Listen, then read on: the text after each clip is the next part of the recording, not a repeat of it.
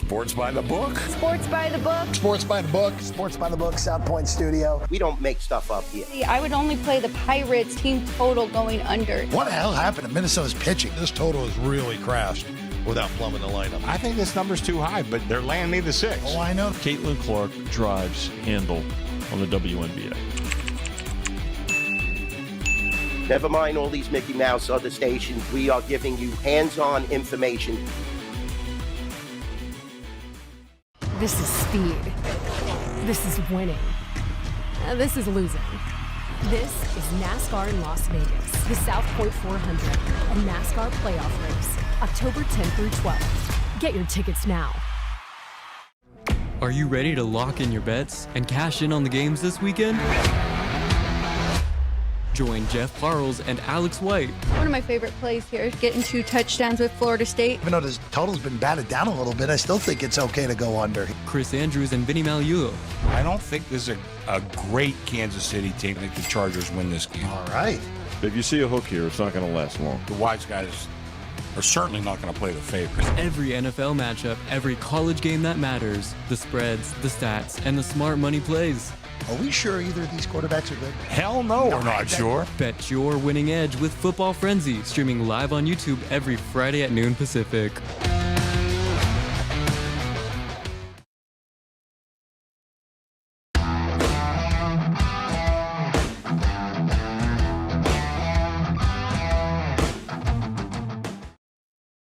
Here we go. Welcome in, everybody. It is Football Frenzy on a Friday here at the South Point Studio.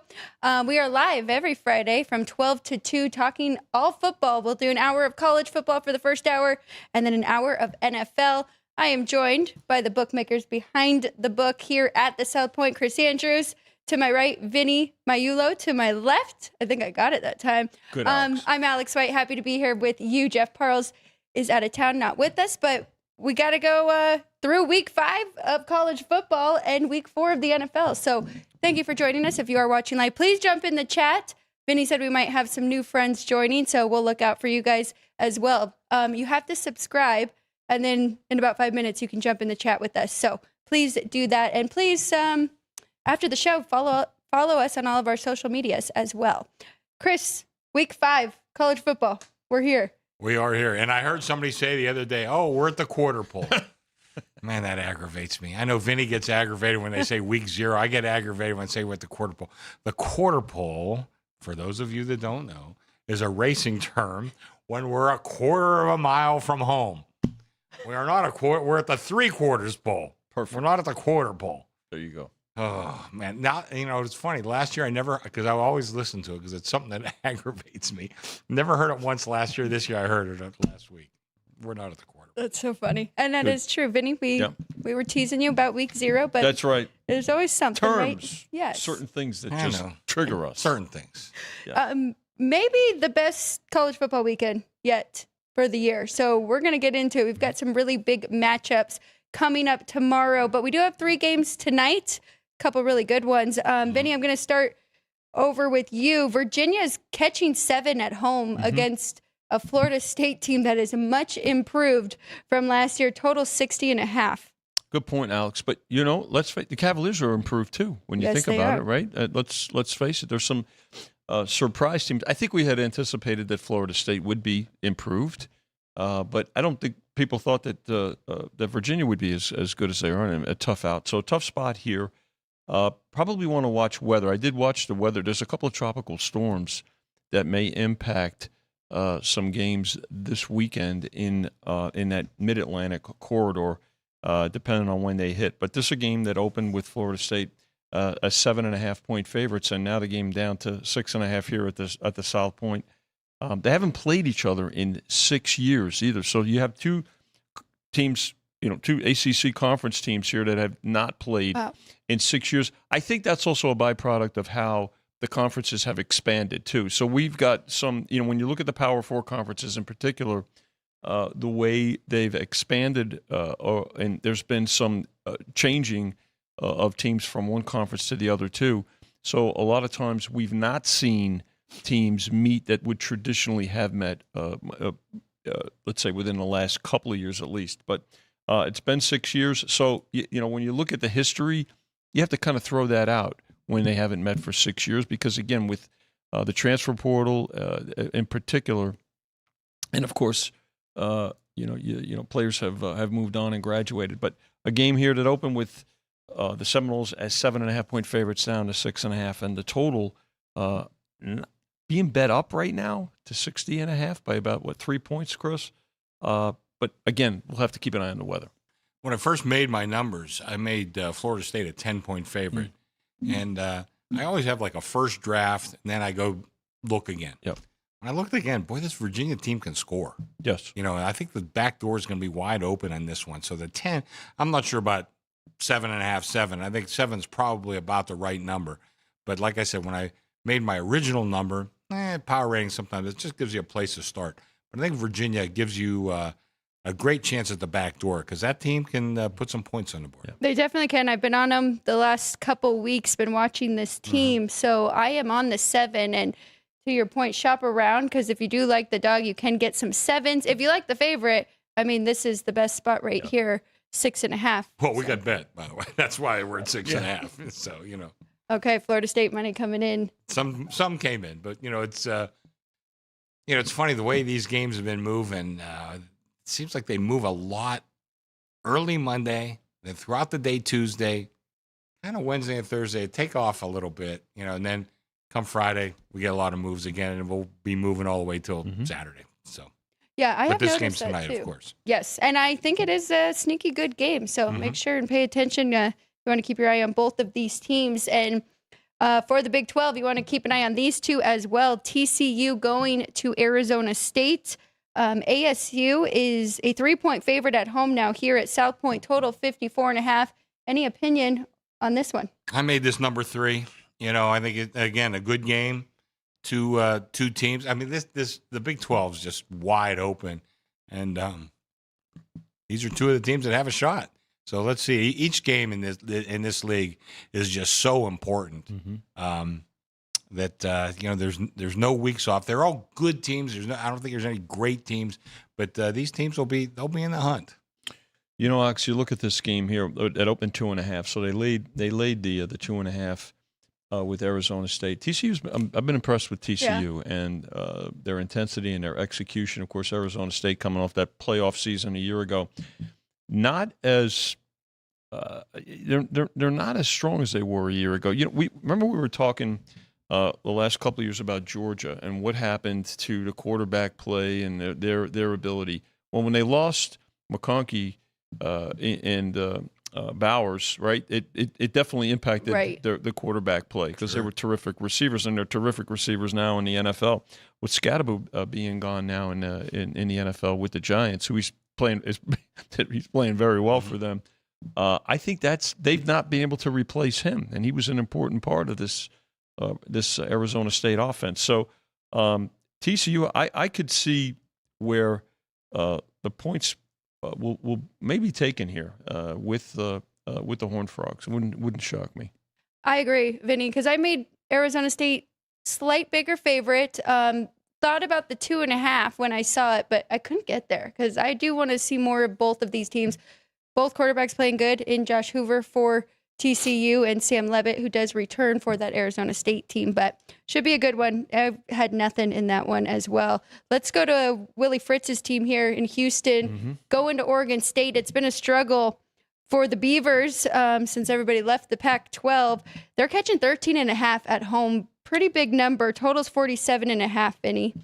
Alex, this game opened 12. Now, we know that Houston is 3-0, and Willie Fritz, terrific coach. I know Chrissy is very high on Willie Fritz, and rightfully so. The Beavers just struggling to stop anybody. I mean, they've been able to score some points in games. They'll go on there'll be runs literally like a basketball team in games the way they could score, but they can't stop anybody. Now, the thing about this game being opening at 12 and at 13.5, I think what bettors, and particularly, I'm not saying that it'll be the general public. I think professionals are waiting to see if this game gets to 2 touchdowns, and then I think it'll be an automatic take. It was funny. I made the game 14. So, at 13.5, I mean, obviously cutting it pretty close. But I kind of agree with you, Vinny. I think at 14, again, I think your Oregon State, terrible defense, can't stop anybody, but they can score a little bit. Yeah. So I think if you can get 14, the back door is going to be wide open. But like I said, I made it 14, so I wouldn't play this even at that. But if you are looking for the dog, I think if you get 14, that might be a decent play. It was a stay away from me as well, very close to the number there. Let's go to some Saturday games. We'd love to cover everyone, but we can't. Got a lot of them. We have 1 hour here, so we're going to skip down. And Chris, I'm going to start with you here with Utah. A lot of us at the desk liked Utah last week, and it was a pretty brutal showing against Texas Tech at home there. Now they have to travel West Virginia, catching 13 at home, total 47.5. I made the number 13. So no opinion here. One thing when I last couple of years, I really tried to concentrate on home field advantage. And you would think that West Virginia has a huge home field advantage. Mm-hmm. It's really not that great. They just have like a very basic 3. Now, I love their home field advantage against Pitt. That's a whole different ball game. But Utah, I don't know. I mean, but they are a good team, even though they certainly didn't show it last week. I made the number 13. I have no real opinion here. There's belief in the Utes, I guess, here. I mean, the game did open 10.5 and now sitting at 13. I mean, both of these teams lost last week. The thing that makes West Virginia a tough out, part of their home field advantage, it's a little difficult to get there, right? It's not the easiest travel destination. You can say the same thing a little bit about Oregon State. There are some schools, particularly with weather, in the travel itinerary for visitors, but this game here, the thing that I know this number's been driven up almost 3 points here. There's a lot of defensive line injuries for Utah here. So this is a little bit of a tricky spot for them. I'm not so sure that this game is going to go much higher. I think folks are waiting to see if they can get either the hook or even better with the Mountaineers here. If it gets higher, though, there'll be some West Virginia money showing. Small play for me, taking the points here at home.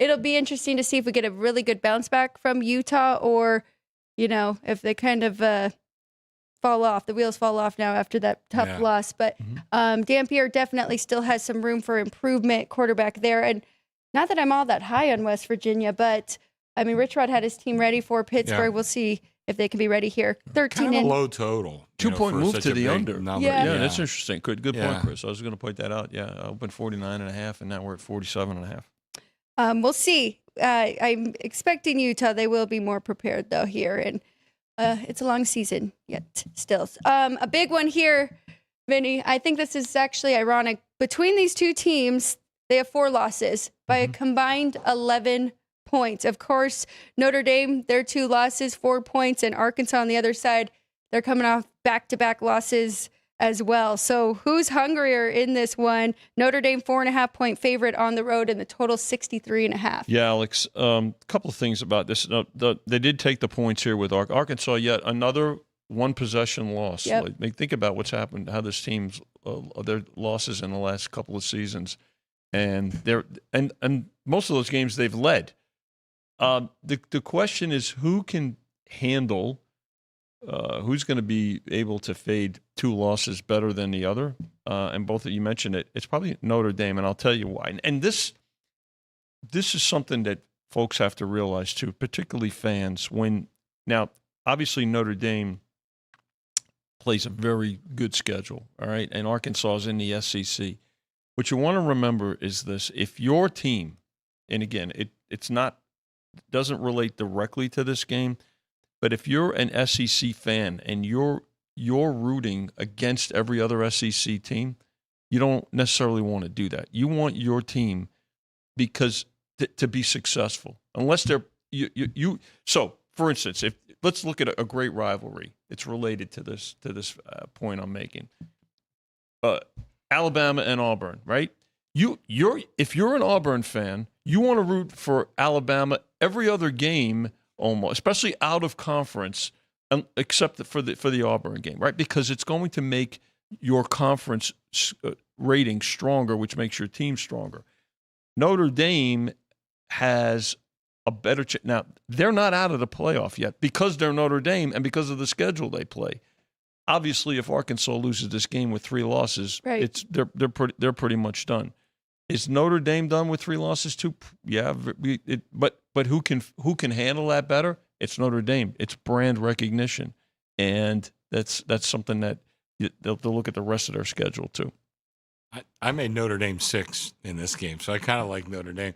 But Vinny, you were talking about that rivalry thing. You're thinking logically. You can't do that. Can't Vin. be a fan. You think an Auburn fan is going to sit there on Saturday and root for Alabama? It ain't going to happen, buddy. Yeah. I know what you're saying is 100% true. Yeah, it's just not going to happen. You should have been rooting for Alabama that first game. Then they got beat. I know. But it helped the SEC, the ACC for sure. Yeah. I do. I kind of like kind of like Notre Dame in this game. I think a lot of what Vinny said is right. I think they are better equipped to handle the adversity. But I will say this, that they are not as good as last year's team. They've definitely lost a little bit. I think their defense isn't as good. The quarterback play isn't as good. That being said, I think Freeman is a hell of a coach. We're very early in the season. I think he'll get them on track. But, there's no guarantees. I mean, you go out on the football field and crazy stuff happens. A brief aside, I remember seeing Bobby Bowden years ago, and he was talking to his team. Some pregame, he says, you guys have to remember, bad things are going to happen. Mm-hmm. Somebody's going to drop a pass. Sure. Somebody's going to the quarterback's going to overthrow somebody. Mm-hmm. Somebody on defense is going to miss a tackle. He's going to be out of position. It's going to happen.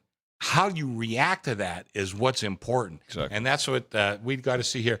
And, Arkansas, there are some tough kids, too, down there. I mean, a lot of these Southern kids, they're just tough, but same with Notre Dame, but I do kind of like Notre Dame a little bit in this spot. I made this number 6. It will be important for Arkansas because, they had a pretty big lead.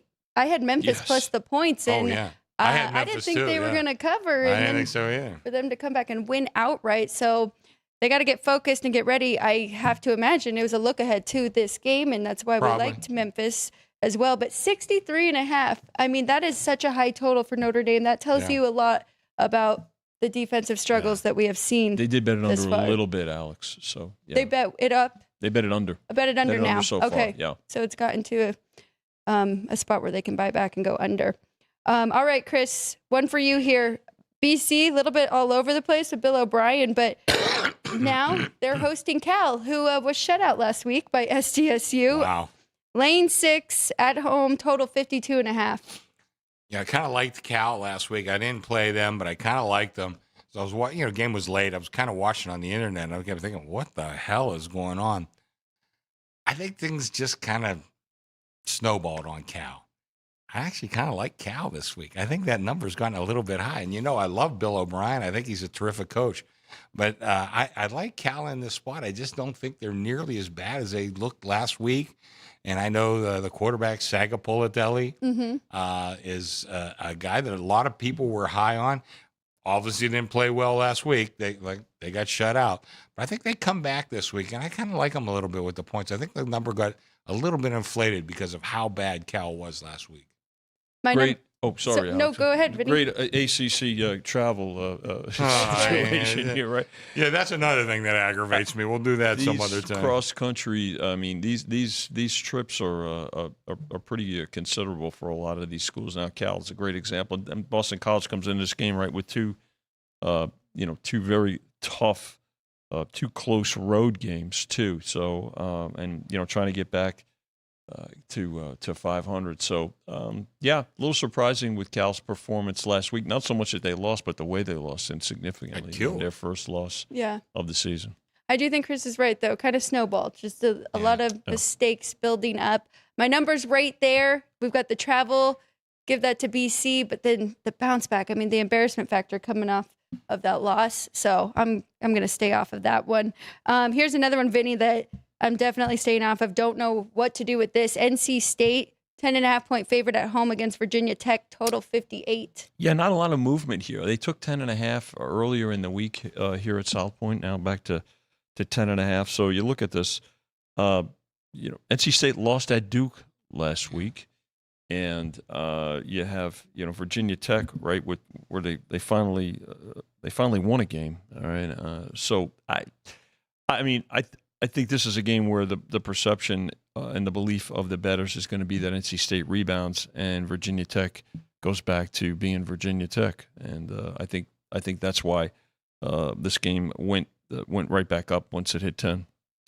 I could see that. I did make the number a little lower though. I made it 9. Not enough to make me consider it for a play, but I don't know. Virginia Tech. I think what was the old coach's name? I can't remember. He was Brent Pry. Brett Pry. I mean, just wasn't getting the job done. Maybe they just needed a little bit of fresh blood. I think the number's a shade, but I wouldn't touch this game. It scares me on both sides. Interim head coach Philip Montgomery. So they did get the win with him already coaching, right? We don't get that. Well, they did beat Wofford.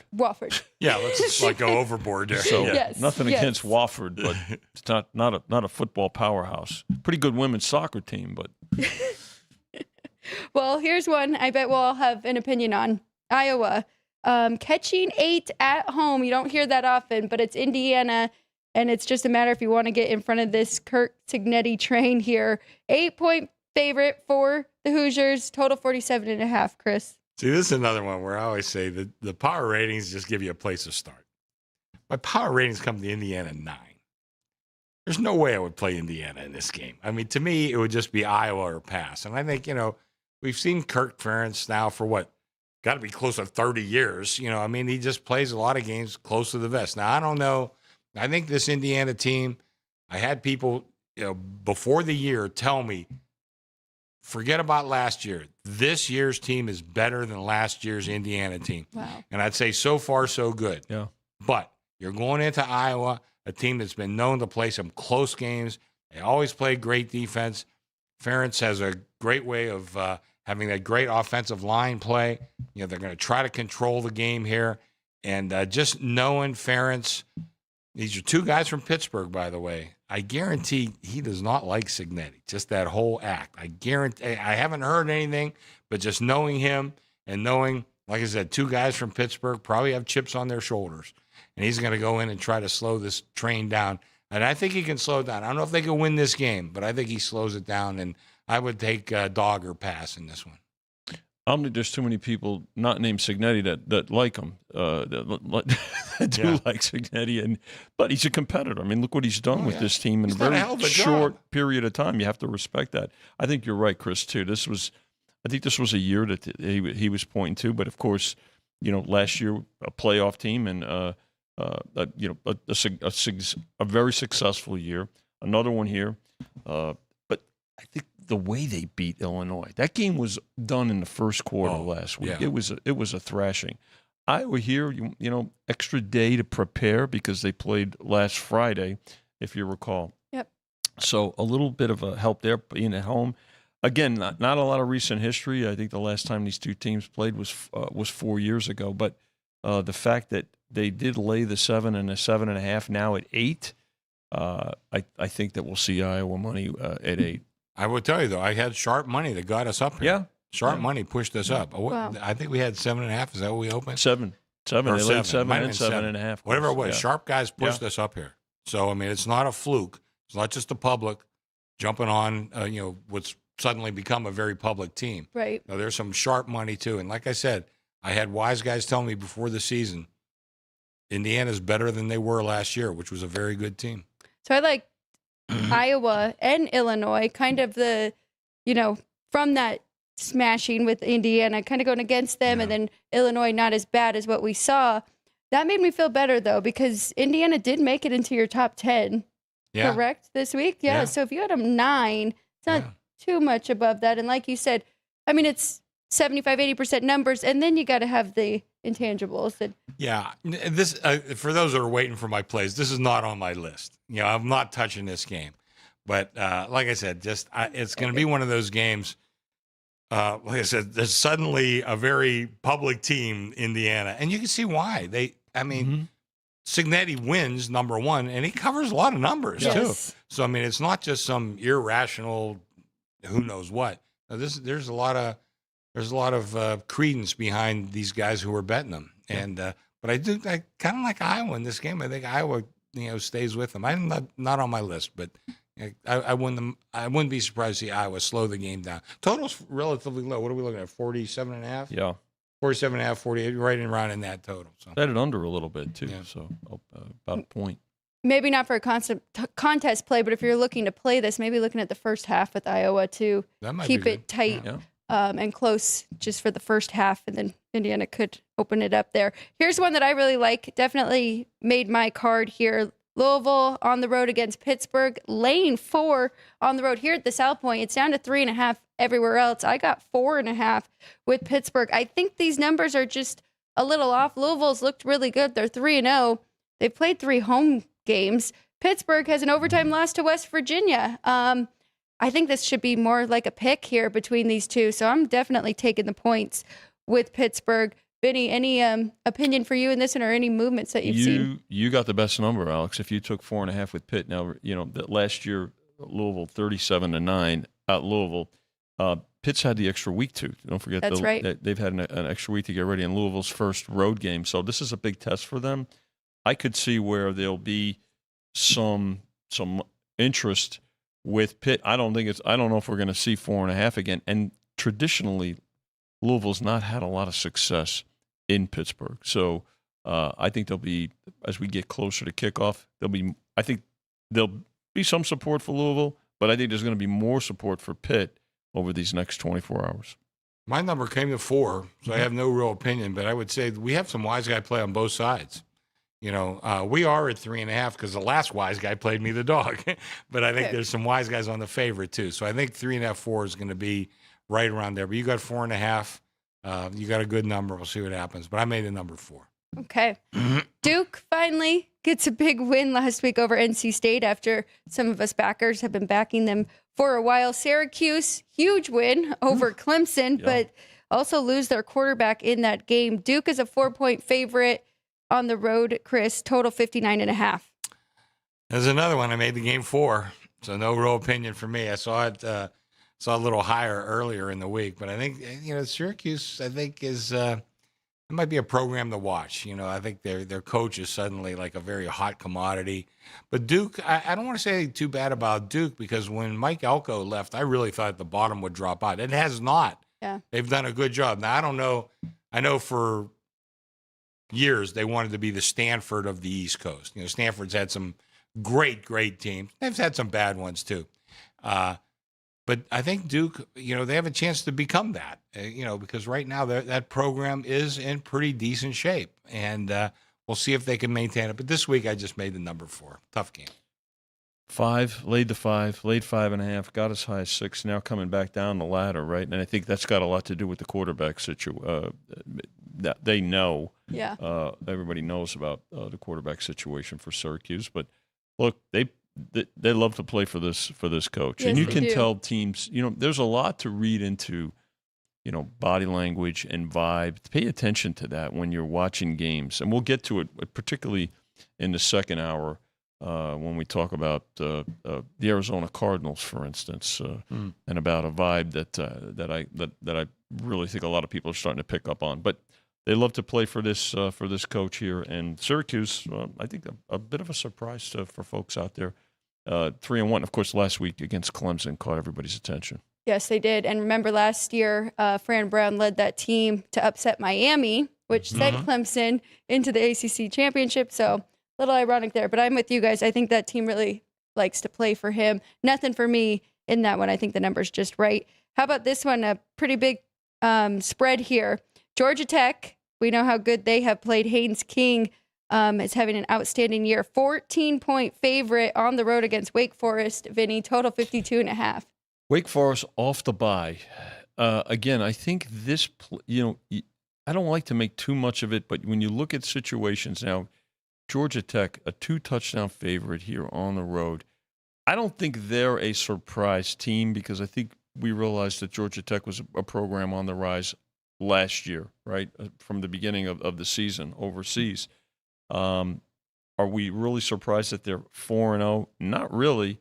But let's remember this too. This Wake team, is a little better as well. I don't think they're quite the story that Vandy is in the SEC, but they're a difficult out, and I think at 2 touchdowns here, this could be a little bit of a tricky spot. And we did open at 15, and it didn't last long at all, Chris. Kind of like the favorite a little bit in this spot. I just think Georgia Tech is that much better than Wake. I mean, you always got to be careful laying big points on the road in a conference game. But I have to tell you, the wise guys are on the dog here. I kind of I tend to favor the favorite a little bit, but the wise guys definitely against me. Again, this is not going to be on my list of plays. I'm just too tentative laying big numbers in a conference game. But gun to my head, I'd probably play the chalk here. To Vinny's point, Wake Forest hasn't played since September 11th, so a bye week and a little bit of extra time to prepare. Before that, they did lose by 10 points at home to NC State. Vandy, you talk about a big spread here, and we know that Diego Pavia loves that underdog role. Last year, we saw a couple tricky spots when they were big favorites. Now they're 23.5-point favorite against Utah State, total 57.5. Well, I'm looking at the highest scoring team of the day. And what do I have, Vandy? 6-1. And we were making the numbers. We're looking at it. What would you think Vandy would be 6-1 to be the highest scoring team of the day? Well, in my lifetime, never. But this is a pretty good team, Vandy. I have no real opinion in the number here. I made it 24 is what my numbers came to. That's way too close to make a play. But this is we talked about. Duke wanted to be Stanford of the East. I think Vandy wouldn't mind being the Stanford of the South. That's right. And I think they have a chance to. Well, if they can continue, they had some good years under James Franklin too. They did. Don't forget that. But right now they got the program in a pretty good spot. We'll see if it can maintain. It's always easy. It's easier to get there than it is to maintain. So we'll see what happens. Threshold will be 24. I could see it. 22, 22.5, and now you see in 23.5. By the way, Vandy. You look at this. Here's the coach's message this week. Don't look ahead. They have Bama next week. That's right. To open SEC play, and they're 3.5 touchdown favorites here. Little dangerous here psychologically, I think. So keep an eye on that. And we did have Bruce Marshall on Sports by the Book earlier this week. If you want to go back after this to watch from Wednesday's show, and he did like Utah State getting that many points with Bronco Mendenhall. Turning this program around, and they're 4-0 ATS so far this year. So just want to point that little tidbit out as well. Next up, what's our next big game here? Because we got a couple. Cincinnati, Kansas, Alex. How about Kansas and Cincy? Now, I got to imagine you got some two-way action here, Vinny. Kansas, now a 5-point favorite, pretty much 4.5 everywhere else. Total 57 in this one. We haven't seen the Jayhawks bye week, right, since they played Mizzou, but played Missouri very close. Oh, no, we did. It was West Virginia after that. Yes. Kansas, they blew out West Virginia. Yes, they did. Yeah. Okay. And, I mean, you've got a game here now where the Cats are back to Power 4 schedule now. So a Power 4 matchup here in a conference matchup too. But they did take the 6.5. They took the 6 and 5.5. So some value here. I think with, perception-wise at least, with the points. But I think after, Kansas' last performance, I could see where we'll see some Kansas money as we get closer to kickoff. It's not going to be a one-way street up until kickoff. Wise guys on the dog in this game. Like, what did you say, Vinny? They took 6. They took 6.5. They took 6 and 5.5. So so we're down. The wise guys definitely on the dog. Public is on the favorite. I'm with the public on this game. I think this number has gotten way too low. And Kansas, they remind me a little bit of Indiana, in a way. Indiana been a great basketball school for how long? Never really had much of a football program. Kansas, similar. Football was probably a little better than it was at Indiana, but they had some really bad years too, like the Weiss years and some others. But right now you have Lance Leopold, who's proven to be a great coach. You have Signetti in Indiana. Now, when the next big job opens up, might be Alabama after this year. Who knows? Who knows what the next one? Do these schools have enough money and have enough backing to keep these terrific coaches? They're terrific coaches. Yeah. Personally, I hope they do. And I'm not a fan of either team or whatever, but I like to see that. Signetti came into Indiana. I'd love to see if he made that a legit Big Ten program. Leipold came into Kansas. I'd love to see him make that a big, whatever hell league they're in right now, the Big 12. I'd love to see them make a move to stay there. And the thing is, these schools have money. I mean, Bill Self, I think he might be the highest paid college basketball coach. So they have money. Right. I don't know who's in Indiana, but they have a lot of money. They're going to throw at whoever the coach is there. So I hope these two teams, just as a fan of the sport in general, I hope these two schools can keep these coaches, and I'm hoping that their programs stay as well. Indiana right now does have an elite program, short-lived, 2 years, a year and a half even. Kansas, but Leipold's been there. He's had some good success. But I hope they keep him. And I'm getting off track here, but I like Kansas in this game. 2-point move to the over in this game too, Alex. That makes sense, right? Cincinnati averaging 40 points a game. And Kansas, I'm with you, Chris. I made it 8. So I feel like I will definitely be betting this game with the favorite. Haven't decided. It's not on my Westgate. Maybe my Circa Invitational. I think it's a good spot. I think people are still a little bit nervous just because it was a messy year last year. Mm-hmm. But, I mean, Kansas has done nothing wrong with Jalen Daniels. He's having a much better year. Beat Fresno. Wagner, not much. They were in that game against Missouri. Couple mistakes at the end there. And then, a big win over West Virginia. So I do like Kansas in this one. We haven't seen Iowa State. They're coming off a much-needed bye week after all of the travel, after having to face Iowa. Coming off a bye week, and now they host Arizona, who's off to a very good start this year as well, Chris. Iowa State, 5.5-point favorite at home, total 48.5. Well, I'm looking here. I could see this on my chart. Money is shown just since we've been on the air on the dog. Mm-hmm. Wow. Down to, we're at 5.5 here. But I see 4.5 at Circa, 5s elsewhere throughout the market. So money has shown on the dog.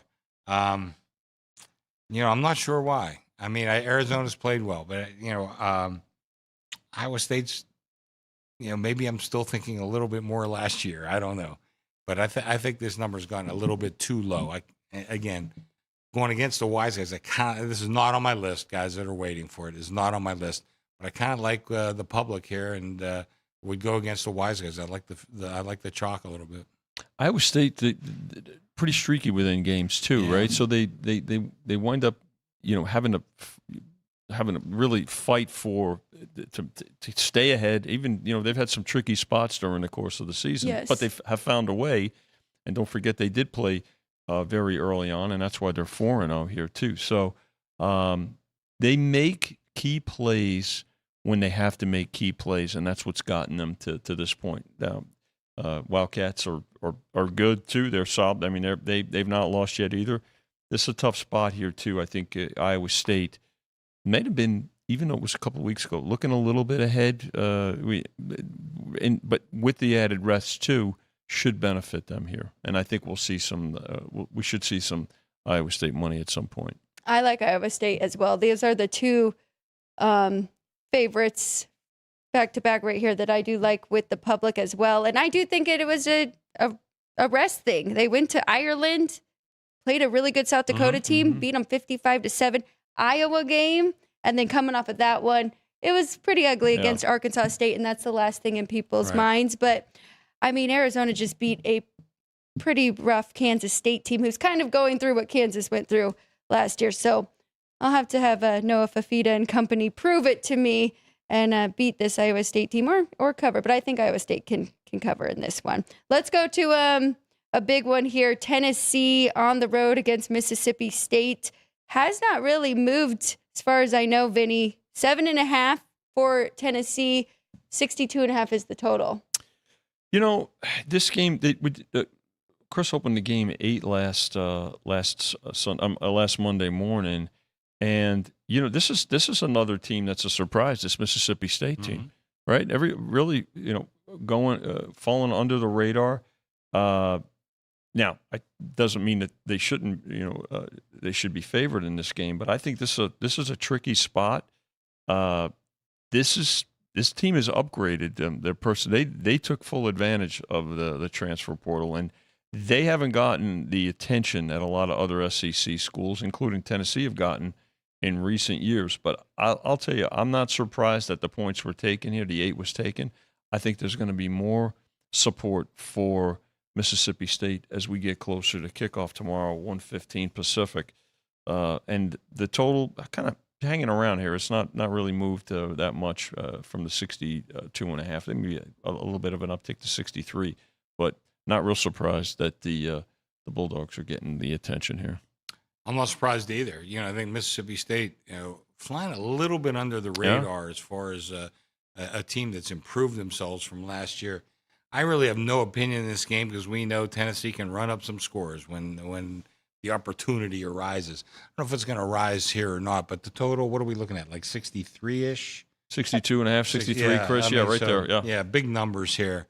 I'm not crazy about this game, I can tell you that. But I could see where the wise guys would definitely come in on Mississippi State. I like the dog. I'm definitely taking the 7.5 here with Mississippi State. They're 4-0. They're feeling good. They had a big win at home against the Arizona State team, and I think that they're coming into this game thinking they can win it. So Very give me confident. 7.5. Yeah, and Blake Shapen is playing well, and that's really where the fall off was last year. When he got injured, Mississippi State looked terrible, right, in the SEC, and I think that's still in people's minds. Not that I don't like Tennessee. I was on them against Georgia, but that was a home game. This is their first road game, so we'll see how Joey Aguilar looks. But so far, so good for them. I'm just hoping Mississippi State can keep it close in this one. I hate to interrupt you, but No, let me that's interject okay. that. A lot of times we're seeing that this first road game. Yeah. A lot of these Power 4 teams, these successful teams, they can load their schedule early on with some soft stuff, but a lot of times they're at home a long way. Yeah. Now they go on the road. It could be a whole different ballgame. We're talking about 18, 19-year-old kids going into even Mississippi State, not the greatest SEC program. Well, they're going to have 60,000 people there screaming at you, hitting the cowbells and all that other stuff. It ain't an easy place to play, I can tell you that. Right. So just watch out for a lot of teams. I'm picking on Tennessee right now, but a lot of teams fit into that category. Play all home games. Now they go on the road for that first test in conference often. Just be careful because they may have built up their resume against weak sisters and at home. Yeah, I'm with you there. All right, Chris, I got to give you this one. Mike Gundy no longer the head coach at Oklahoma State. It's been a brutal start to the year for the Cowboys.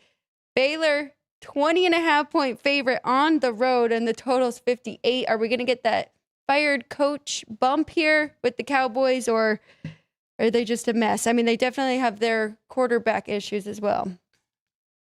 My power rating numbers come a little higher, but I'm also afraid of that new coach bump. And Gundy, they offered him to coach the rest of the year and then just say he retired, and he refused to do that. Wow. Like I said, he was never my favorite guy, and that fits right perfectly with the way I feel about him.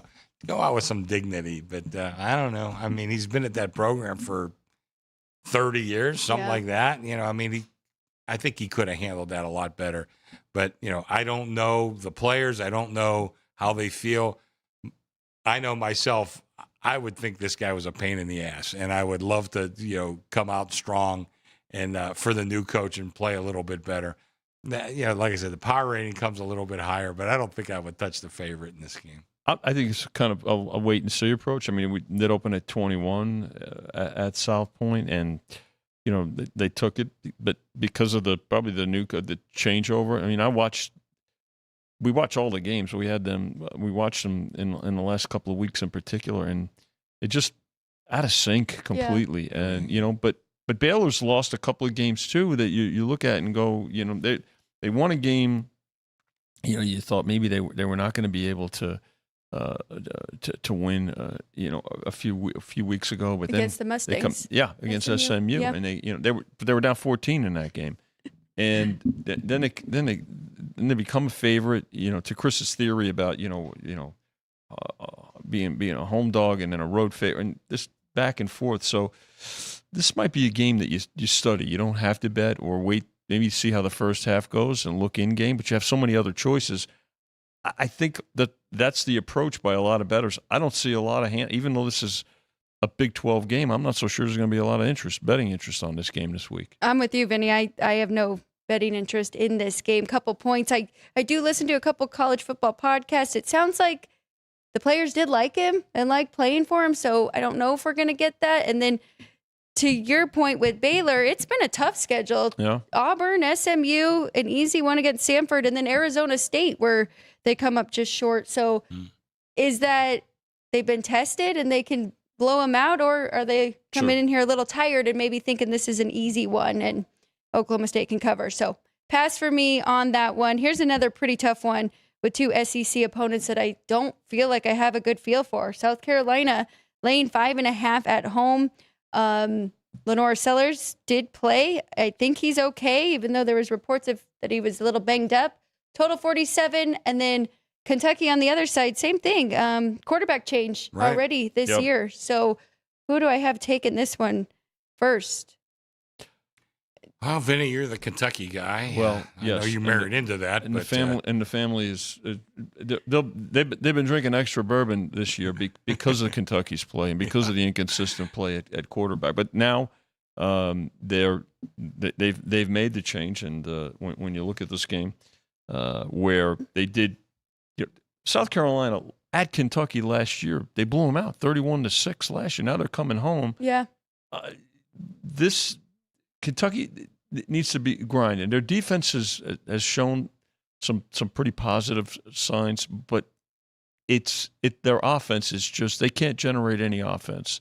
And in the SEC, you're going to have to generate offense because everybody can score. You're not just going to grind out games. They're going to be runs by teams.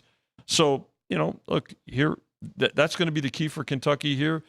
6.5 they took the 6. Now we're down to 5.5. But at some point, I think there'll be some support for South Carolina here. Another one that you probably just want to watch and see and learn about these two teams. Maybe if you made me bet it, I'd go under that total at 47. Like you said, Kentucky defense first, better unit. These are two disappointing teams in the SEC. I'm just looking at my power ratings. I've lowered Kentucky 3 points from where I had them. I've lowered South Carolina 6 points. Yeah. I believe that. Like two really inconsistent teams. If they played to their potential, I'd probably like South Carolina here. But they have yet to do that this year. Mm-hmm. And I think Sellers got a little overrated. I mean, after week 1, or I'm sorry, Vinny, week 0. You had it right the first time. They had him. They had him being the number 1 draft choice coming out of school this year. We got a long way to go, but I'm not sure that's going to happen. But I think both these teams, like I said, very disappointing. This to me would be an in-game or watch and observe because, like I said, if South Carolina plays to their enormous potential, and then they should beat Kentucky by a touchdown, I would say. But I'm not sure that's going to happen, and I'm not sure it's going to happen on the other side of the ball either. Yep, well said. Let's go to another one that is pretty confusing here. Kansas State, disappointing year for them so far, laying 5.5 to Central Florida, who we don't know a whole lot about, but, I mean, they beat up on a North Carolina team that is definitely in rebuild mode. Vinny, what are you seeing action-wise? Do they seem to like the favorite? I think, first of all, I think it's kind of, there's been pretty much two-way action, right? So they took the 6 and now down 5.5. I do want to give a shout-out to the Wildcats, the economics department at Kansas State University. I call him Coach, Professor Dan Keister, who invited me to speak to his economics class again this year. I've done it for several years. Dan is as a listener. He's tuned in right now. His class is always great, and he does a great job.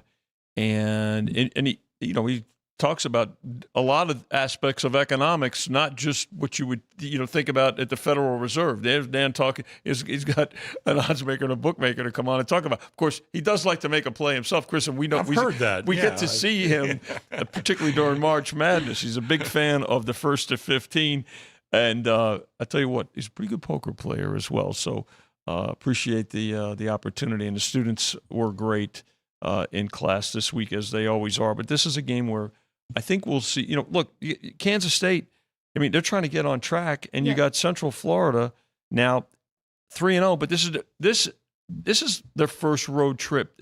Now, it's not only the first time they're getting on, it's a completely different rhythm that they've been on for the last month. So that this is a little bit of a tricky spot here because, again, Kansas State, are they going to go to the playoffs? No. But they certainly can get to a bowl game and try to salvage the season, and that's how they want to try to, influence players to transfer and things like that. So you've got one team making an adjustment to go on the road the first time, and Kansas State trying to get back on track. Let's face it, they were one of the shorter priced teams, Chris, right, for the Big 12 title. I think I had them the favorite. Or second choice, maybe. So, but that's what we've seen so far, Alex, on this one. As far as the total on the game, not a lot of movement on the total at all. It's holding pretty steady at 49. Still, as crazy as it sounds, that Arizona loss was not a conference loss. Oh, right, yeah. So they still only have one conference loss, so they very well could get back on track here. Also, very well coached, this Kansas State team. Yep. I really love their coach. Vinny, tell Dan not to hold it against me, but I kind of like UCF in this spot a little bit. It's not, I don't love them, and it's not going to be one of my plays. But just K-State's been a little disappointing this year. UCF, though, like we said, this is that first road game after 3 home games. You got to be careful in those spots because a lot of times that team could build up their resume. Phony's a word I hate to use, but they may get overrated a bit by building that up at home and now going on the road. And, the Little Apple is, not the greatest place to go if you're a road team. And like I said, I speak very highly of their coach. I think he's done a terrific job. But I do kind of like the dog a little bit in this spot. If you're out there playing, I would most definitely try to get 6 because that would be a big number here. Well, I was on North Carolina on every contest, and that did not go well. So I am not going up against UCF. Again, I would only have to look that way because I'm not ready to lay points with Kansas State just yet. All right, let's go to the game I'm looking forward to the most, actually. Ole Miss against LSU. I just kind of to your point, Vinny, the SEC, every one of those games is really important, and this one's important for both of these two teams. Ole Miss this is a favorite flip, Chris. Yeah. The look ahead was LSU as a favorite, and now they're laying it with Ole Miss. 2-point favorite at home, total 56.5. I mean, I made the number 1. So that's, again, cutting it pretty close. I have a good friend of mine, big LSU fan, but I have no real opinion in this game. I think both teams have their flaws, and both teams have their assets.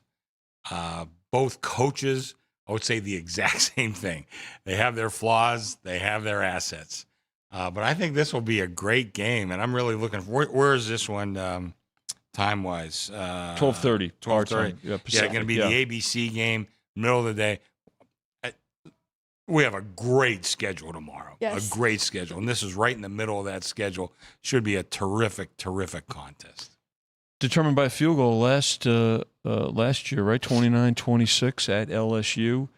LSU's had some tough times in recent years, at Ole Miss. So now the game, again, open 2.5. They took everything down to 1. Now we've gone back up the ladder. So overall, two-way action. I think they'll continue to be two-way action. This will be one of the heavier bet games of the day. As far as the total is concerned, an uptick in the total, and I could see that move, particularly the way Ole Miss plays, and but again, it's Ole Miss's offense against LSU's defense. Who's the better defensive team here? And I think it's the Tigers, but they've shown that they can score too. So action on both the side, both teams, and then the total as well going over.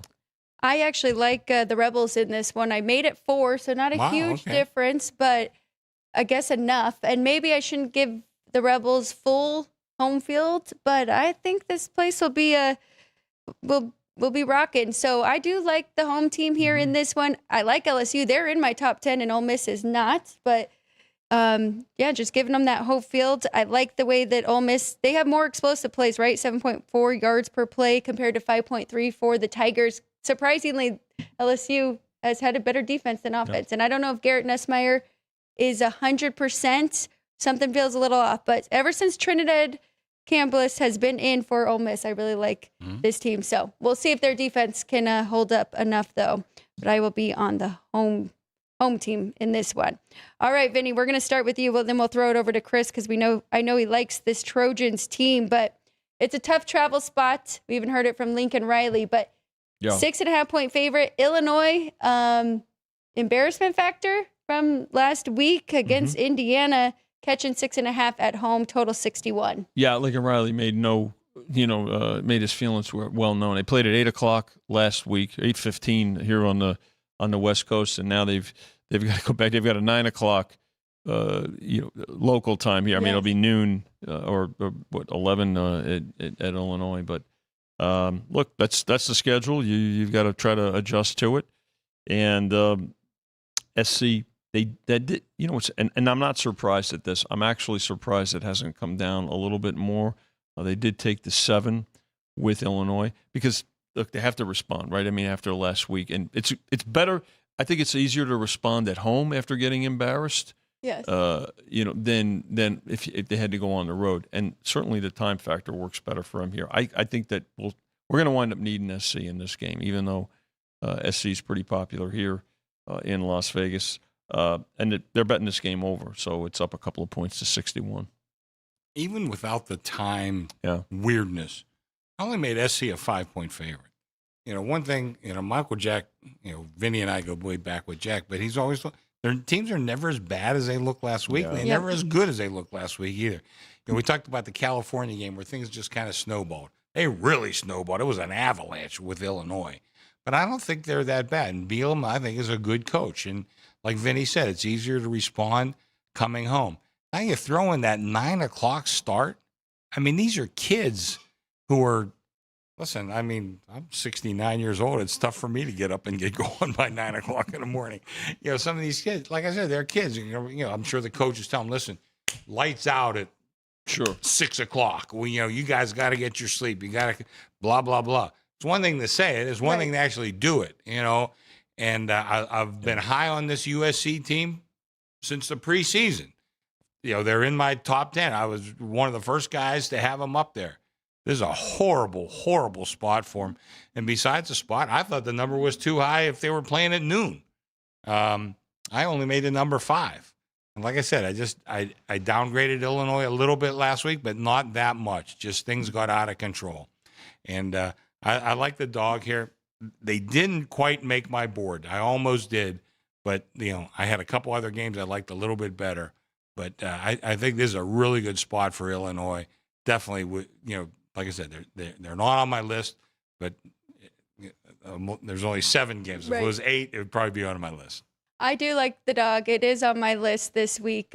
Taking the points, I made it 2, and I have been upgrading USC. I believe what you're saying. I'm seeing what you're saying, and Jordan Mailata has been outstanding for USC. I think that was a huge upgrade for them because Miller Moss really struggled on the road, so he might have a good game here. But to your point, not as bad as you looked the week before. More upgrading Indiana from last week in that win than really taking Illinois down. So I think 6.5. I'd like the 7 even more if you can. If you're you might get betting there. You might get there. Yeah. Vinny thinks that. It'll go back. You think it'll go back up or back down? I'm not sure. I think they're going to take the dog in this game, Chris. And I think there'll be some dog money line play as well. Yeah. Wouldn't shock me. I will say, though, there's a lot of injuries. Then that's the one thing that scares me. Illinois has some defensive injuries, and a lot of them happened in that Indiana game. There was a couple that were out going into that game. Yep. And then, they got pretty beat up. But they were supposed to get a few guys practicing back this week and everything. So hopefully they're good to go there. A couple more here for college before we take a break and get to the NFL. Here's a tough SEC. I really have no true opinion. I think the number is correct. Chris, Auburn catching 6.5 against A&M. total 52.5. Remember, Auburn coming into this one off a tough loss against Oklahoma, where people are saying there's a lot of bad calls in that one. Yeah, that was at least 2 bad calls. I mean, really bad calls in that game. I only made it number 5. So I think it's a little high. Again, not quite enough for me to play. But I think this Auburn team is pretty tough. And Jeff mentioned it. There's Hugh Freeze, the coach, Hugh Freeze, the guy. Forget about Hugh Freeze, the guy. We're worried about Hugh Freeze, the coach. And he's a good coach. The guy wins a lot. I think this number is just a shade too high. Again, did not make my list, but I like the dog here. I think it's just a little bit too high. You might even see a 7 in this game, which would definitely be a play. I could only get 6.5, though, so I didn't play it. Should be a good two-way betting game. I mean, again, at the 12:30 mark, A&M off a bye too, right? So, I think that helps some teams. And Auburn with another tough game. Were there some questionable calls in that game? Yeah, but you know what? They didn't help themselves. Too many penalties too. Really worked against them in that game against Oklahoma. I'm looking at my charts right now. Looks like a little bit of money showing on the favorite, so you might get a 7. So you might get 7. There you go. I've been pretty high on this A&M team with Mike Elko there, but I can't get there with laying that many points against Auburn here. I like them more as an underdog when you're getting points with the Aggies here. So nothing for me in that one. Vinny, we're going to go to, then we'll go to Chris, of course, with this one. The Ducks catching 3.5. It's going to be a whiteout game here at Happy Valley. Penn State, a 3.5-point favorite, total 52. What are you thinking in this one? Is James Franklin going to get it done? And it's not just if he can win for those watching the show. It's if he can win and cover this 3.5. Well, he didn't cover last year, right? It was 45-37, high-scoring game last year at Oregon. Yep. So, that's a factor. Penn State also a couple of weeks to prepare for this game, too, watching Oregon and how they've played and things like that. Difficult spot here, but respect for the Ducks, and the number tells you that. I mean, it's basically, the home field for Penn State. I think this is going to be, by the way, this is a 4:30 start for us, which is great. This will be this and the next game we're going to talk about are going to be the 2 high handle games of the day because everybody will be involved with them and there'll be carryover going to them. So, but this game here, not a real surprise that they did. So they laid 3 with Penn State. This could be a toggler. I mean, I don't know if it gets to 4, but maybe people are waiting for that with Oregon, Chris. But you know what? There'll be some support for the Ducks here as well.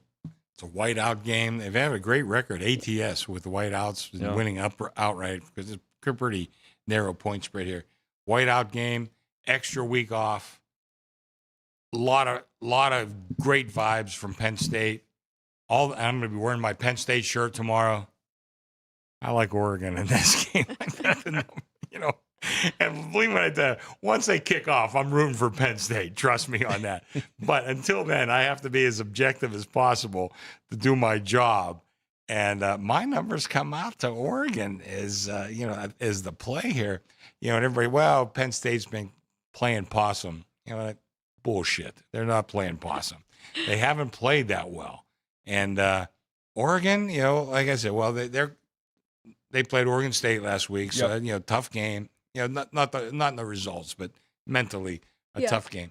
Now traveling to Penn State. So there's a lot of stuff in favor of Penn State in this game. I wouldn't be surprised if they win, and I didn't bet Oregon, but that would definitely be my play. I think the 3.5 definitely would be a trigger for me because I think this game goes to the wire. As I'll be rooting for Penn State. They got a lot in their favor in this game. But this Oregon program, has been great for 20 years now. Variety of coaches. Mm-hmm. They recruit great. They get a lot of great players out of California, out of the Northwest, and even into some of the mountain states. They do a terrific job. And believe me, a lot of it is that Nike money that backs them. Yeah. But it's a great program, a great campus, and I could say a lot of the same things about Penn State, but I like Oregon in this spot. It's tough. I'm right there. That's where my number is. I was leaning a little bit to Penn State with the factors of having the bye week, extra time to prepare for this game, the whiteout. But Dante Moore, he's not a freshman, so he has played in road games. They've had a road game already this year, not to this caliber, but it's tough. I'm going to stay off of it and just watch this one. Maybe a little in-game if I can get a little bit more with the Ducks here, because I do think it'll be a close game. But I think Penn State will get the win here. Couple more. Let's go to Georgia here. I don't know if there's any more 2.5s out there. It's all 2.5. We're going back to 2.5. I'm looking there now. Okay. Money. I shouldn't say all 2.5.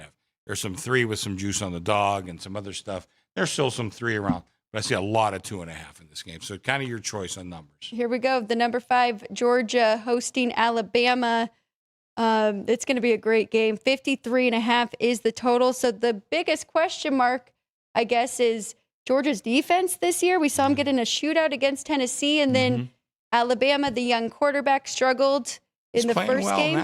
But now he's playing very well against, we'd call them tomato cans. So, Chris, what are you thinking in this one? Kind of like the favorite here. And I just looked real quick. It's mostly 2.5. The 3s are almost gone. We have 3 here, and we don't juice anything. Might be the last 3 flat that you're going to, well, right now. I mean, like Vinny said, we got 24 hours. This is going to be a big bet game. A lot of money is going to show on this game.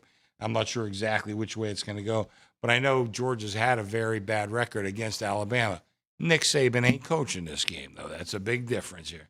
And I think Georgia right now, I think they have, I don't know if it's the most talented roster in college football, but it's got to be right up there. I like Georgia in this game. I think this number, my number came to 4. And again, not enough for me to play because it's been mostly 3 up until really just a few minutes ago. But I like the favorite in this spot. So remember last year when Alabama got off to that huge start, remember they got off to a big lead in that game, and then Georgia rallied and they fell short. Yep. Alabama wound up winning 41-34, but it was Bama jumped on them, and then the second half it was a different story. So look, this is going to be a game that probably toggles between that 2.5 and 3, and which is fine. That's 2-way action. That's what we love to see, and it's going to be one of the biggest bet games of the day tomorrow. You look at the Oregon and Penn State game, and then you have this game both at the 4:30 window. This is a thing of beauty for us. Now that it's back to 2.5, I'll be all over Georgia here. I actually love it. I have it 6. I've just been bumping Georgia up through each week by week. I told you I was on Tennessee, but I was very impressed with Georgia in that game and winning that overtime game. Each team's coming in here with an extra week to prepare, right? I trust Kirby Smart more. As you mentioned, he'll be ready for this. He hasn't had a good record against Alabama. This is his opportunity. Could have had that one last year.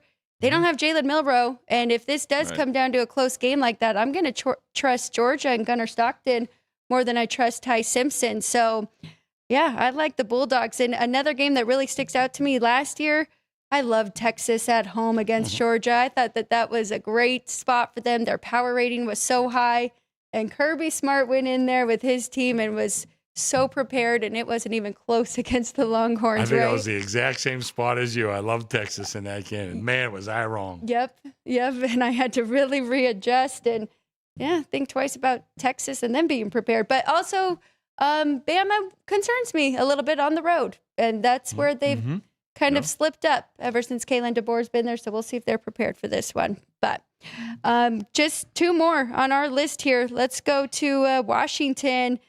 This is a dog a lot of bettors like. I think you could have got double digits earlier in the week if I'm not mistaken, but it's been all over the place. Right now at the South Point, 8.5 for Ohio State on the road. Total 53, Vinny. Yep. Buckeyes off last week. Coming west. The time change is not really a factor for them, really, right? When you think about it, I mean, it's a midday game, Pacific time. It's nothing like what the SC team is going through this week at Illinois. Washington off of a blowout against Washington State. They're an in-state rival a week ago. 8 and 8.5. Kind of gone back and forth. There'll be some interest, I think, on both teams here. Wouldn't shock me, though, if we need Washington in this game against the Buckeyes. I mean, they laid the 8 already. They laid the 8. They've laid some 8.5 elsewhere. I see 9 at Circa. I see some 9s out in the market. I even see a 9.5 at BetMGM. So it's not so the favorite is being played by some wise guys. Wow. Now I'm just going to tell you, I like the dog in this spot. I think this number's gotten too high. I think Washington. I think we kind of forget about Washington a lot, because they're up in that Northwest. I have a kid that lives in Seattle, so I've been there quite a few times. That town is very passionate certainly about football. Mm-hmm. They're pretty passionate about baseball this year too. You can see why. But certainly with the Seahawks, but also with Washington University, they're I had given them 5 points for a home field advantage. Just as high as I go. That's a really tough place to go play. Ohio State, great program. All these kids are battle tested. They're not that they're going to be intimidated up there. Mm-hmm. But I think Washington will put some points on the board, and you're getting over a touchdown, even +8 for me as a play. I mean, I like the dog in this spot. I think they show up, and I think it's going to be a really tough game for the Buckeyes to cover. I'm with you, Chris, and we've been talking about it. The young quarterbacks, their first road game, and this is Julian Sayan's first road game here. And I know he's already played Texas, and he was at home, but I just think the travel and everything that goes into it. So I think that Washington can hang around, and you're right. Their offense has been very impressive. Demond Williams, Jr., that is, 11.4 yards per attempt, 6 touchdowns, no INTs. So it's really just, can they put up enough points to cover this number or hang around? Yeah, again, when I go and do, like I said, my first draft, when I go in my second draft, now that's one of the things I look at, the yards per attempt. Yeah. And Washington, I know they haven't played Ohio State, certainly, but, that's an important stat and one of the first things I look at. Blanking the head coach that came over from Arizona, now at Washington. Don't Remember ask his me name? names. Terrible. But very good coach, right? Yeah. Like what we saw, and Arizona was definitely missing him last year. But we'll see. We'll see if they can hang around. One more for you guys. I better double check that it is on our list, but we got to talk about it because it is Coach Prime. He is back at home, Colorado, hosting BYU. I liked East Carolina a lot last week with the spot, and they looked terrible. The Cougars in BYU looked very good. That's why they're a favorite here at Colorado, and the total 49.5. 6.5, maybe some 7s out there. I don't see any 7s right now. No more. 7 got gobbled up earlier in the week. Okay. I see 7 with some juice on the dog, but that's no 7 flats. I like the favorite. Here. I think Coach Prime getting a little bit of respect from last year's team, and maybe even his obvious success over his career. But I think BYU is just a much better team. I don't think that the Colorado, a lot of their home field advantage is the fact that it's at a mile high or thereabouts. I don't think that's going to affect the BYU team who plays at a similar altitude. So I kind of like BYU. Even though I do give Colorado an ordinary 4-point home field advantage, I don't think that fully applies in a game like this. And this is gonna be a late game, and we're gonna be getting a lot of action on this one. By the way, look at that 12:30 slot. You got Indiana and Iowa. You got where else am I at? LSU and Mississippi. Mississippi. Ohio State, Washington. Ohio State and Washington. Man, we are going to be busy tomorrow. And I got to tell you, this is the kind of stuff we live for. It really is. And it's going to go to this game, right, Vinny? Yeah, well, late. Again, this is the 7. This is the late game tomorrow, right?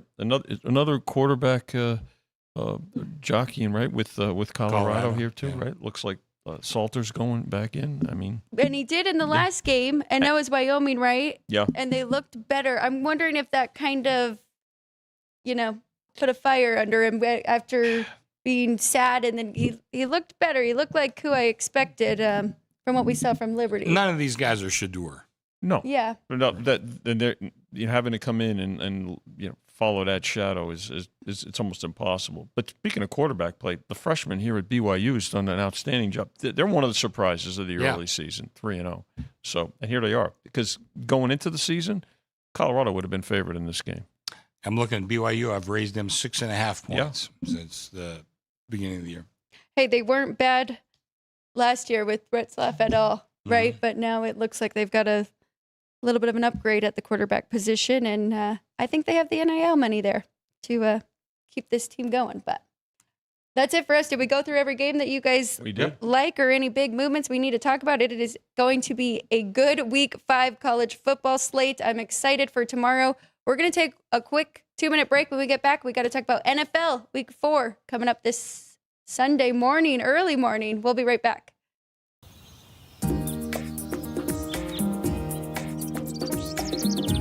South Point is also proud to provide a variety of relaxing amenities for the guests who want to be pampered.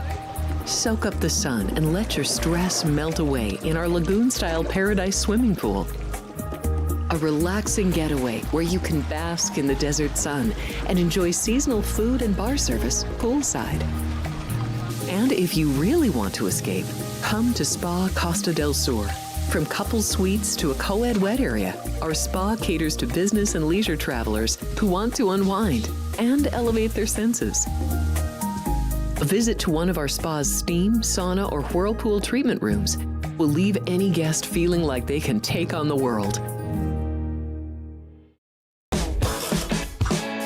Our gaming amenities include over 60 table games and over 2,600 of the most popular slot and video poker machines. We have penny slots, including the popular Buffalo games, and real machines like Wheel of Fortune, Triple Sevens, and Megabucks. If you prefer video poker, try Deuces Wild, Double Double Bonus, or a variety of multi-denomination games. Or try your hand at one of the most popular casino table games in the world, Blackjack. Don't let the game intimidate you. Blackjack, also known as 21, is both easy and fun. And our dealers are always happy to assist. And the best part? Blackjack always pays 3 to 2. Next, check out the roulette tables. Roulette is one of the easiest casino games to learn, and so much fun to play. It's a favorite of both beginners and seasoned players. In addition to blackjack and roulette, our casino pit features over 60 popular table games like Baccarat, Pai Gow Poker, 3-Card Poker, Ultimate Texas Hold'em, and Mississippi Stud. So get out of your room and come join in the fun. This is speed. This is winning. This is losing. This is NASCAR in Las Vegas, the South Point 400, a NASCAR playoff race, October 10th through 12th. Get your tickets now. Heading to Las Vegas to catch the action at Allegiant Stadium? Skip the traffic and the sky-high room rates of the Strip. Book your stay at the South Point Hotel, Casino, and Spa. The South Point is located just 7 miles away from the stadium, and it's a quick trip up the freeway, making it an affordable rideshare or taxi ride. And don't worry about getting here when you land in Vegas. We offer a convenient airport shuttle to get your getaway off to a stress-free start.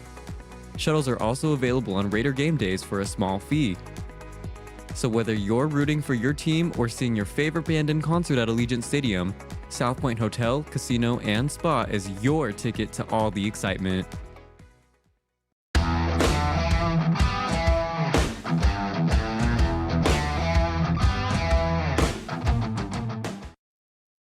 There it is, Football Frenzy on a Friday, Sports by the Book. Make sure you follow us on YouTube. That is Sports by the Book YouTube channel. We are live from the South Point Hotel and Casino Monday through Friday and twice on Friday from 12 to 2 for our football special here. Vinny, Alex, and Chris here at the table.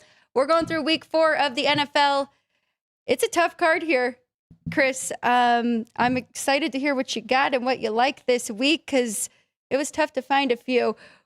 We're going to start off with your team in Dublin against the Vikings, and this is the Vikings' first of 2 international games. They're the favorite. I believe it's a favorite flip because the look-ahead, I believe, had Pittsburgh. Correct me if I am wrong.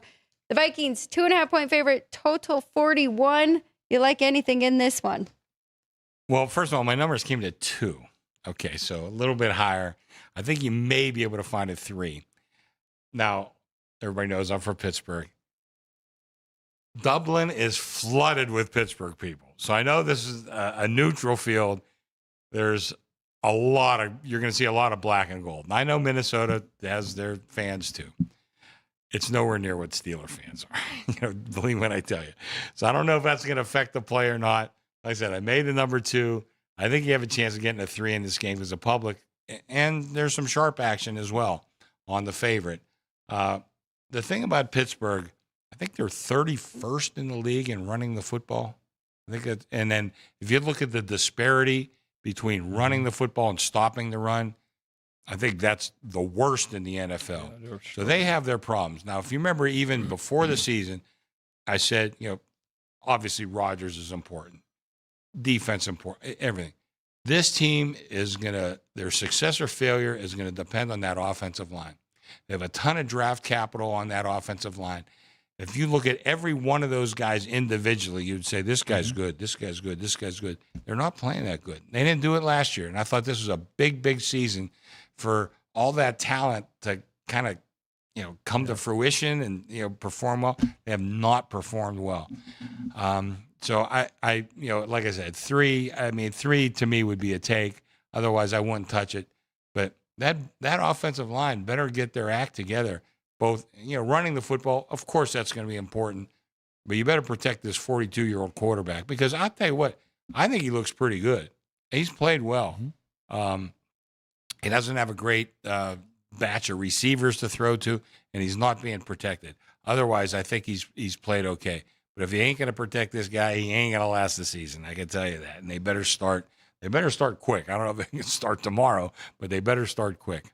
But anyway, look for a lot of black and gold in Dublin in the stands. Yeah, Chris, good point. I mean, there's talent, there's individual talent, but if you're not playing collectively, particularly in a unit like an offensive line, then there's problems, right?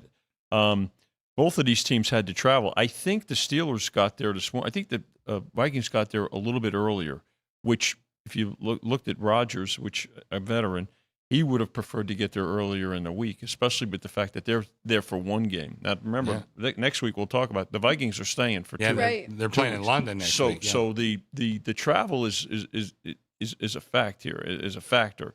But they did. They laid 1.5 and they laid 2. I tell you what, Wentz looked pretty good last week, but not the Bengals did not. But I think you have to credit the Vikings there. I would be concerned, Chris, not so much from the running game perspective, but protecting Rodgers, because as the season goes on, that's you've got his age and the wear and tear of a long season. Is 3 going to be the threshold here to get money? Probably. I think that's what most folks are waiting for when it comes to supporting the Vikings in this game. And by the way, a 6:30 start here in the West Coast, 9:30 back east. So bright and early to start our football Sunday. Funny. I did a story with Todd Dewey today, who asked me about how's that affect us. I says, well, first of all, for me personally, I have a good crew. I'll be in bed at 6:30, or I'll be drinking my coffee. I won't be here. I'll be watching the first half at home.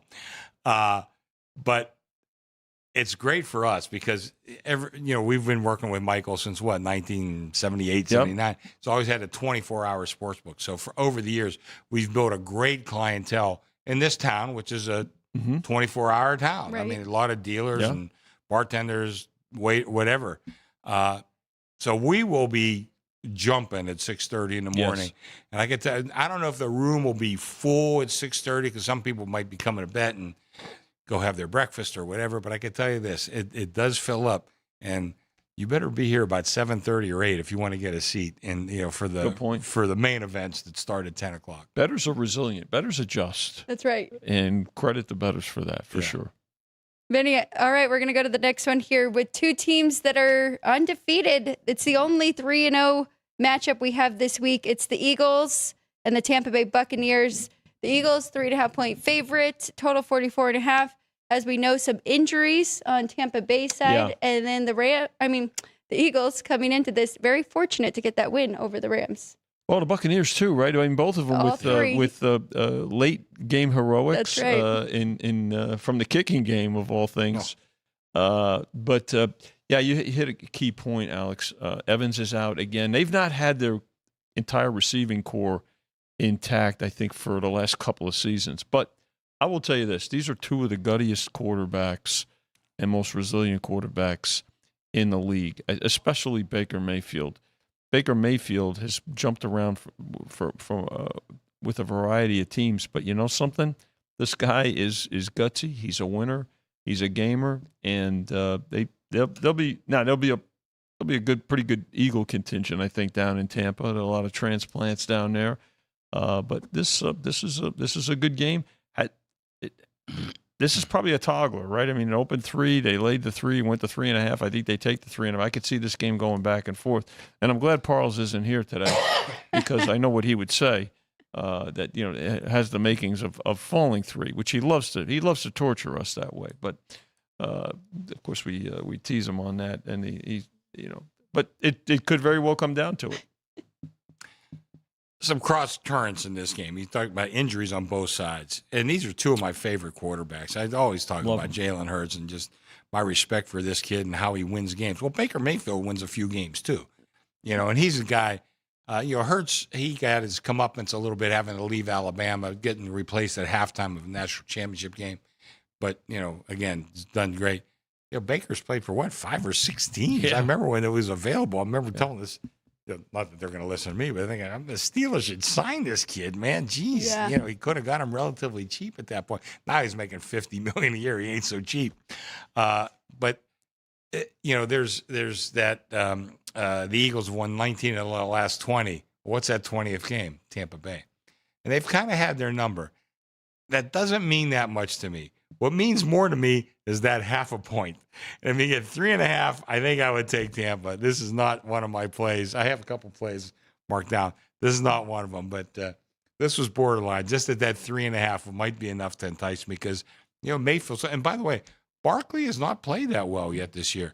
We're wondering if that's in your notes. Yeah? Yes. Yeah, Barkley is not, you wonder, did that, how many touches he had, like 400 or some touches last year. Yeah. That's got to take a toll on a running back. And I got to tell you, running back, that's a, we talk about, he's 25, 26 years old. But don't forget, he's been running the ball since he's 12. Mm-hmm. He's been taking a lot of hits, so I don't know. They're not playing that, Philly. I mean, 28. Super Bowl. What's that? 28 He's years 28. Old. Yeah. I'll tell you, there ain't many more years left on him, and that's I think that can have wear and tear. And so far, he's not played well this year. And I don't know. And in all honesty, the Eagles haven't played all that well, even though they are Super Bowl defending champions. They covered by a miracle last year. By all rights, they probably should have lost the game outright, but they didn't. Yes. But I think the 3.5 would be enough to get me if I was out there betting. Well, and we always talk about the O-line, right, and how they have the best O-line. And despite having Barkley and Hurts, they've been struggling on the ground, 3.7 yards per carry.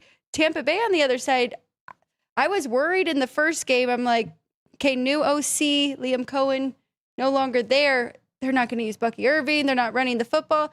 That second game against the Falcons, I thought they were great in running the football. 4.5 so far yards per carry for Tampa Bay, but it's really the efficiency, and a lot has to do with Jalen Hurts. 100% red zone scoring right now for the Eagles compared to 44 for the Bucs. So we'll see. I hope it is at least a close game, and Tampa Bay can get by with some of their injuries there. But huge. Let's go to the biggest favorite on the board.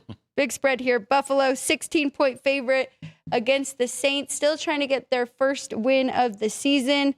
I believe Spencer Rattler's still trying to get his first win as a starter.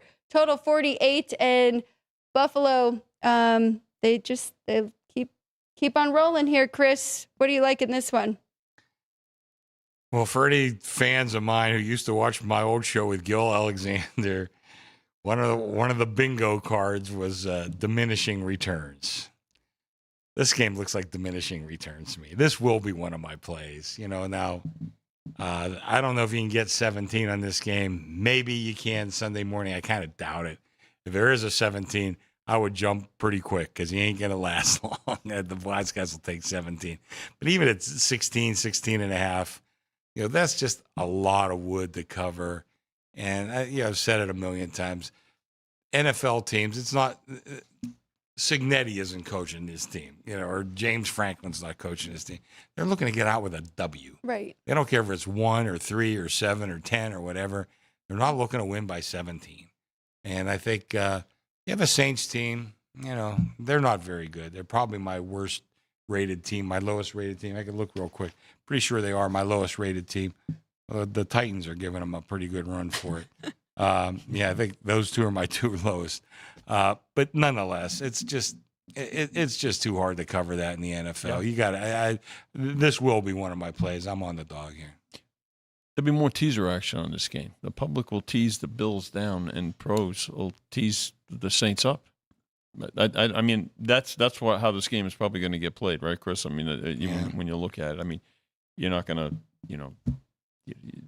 tease pros when they get with teasers. They're not going to say, okay, let me take the Bills down, but the public will. And again, that's their preference.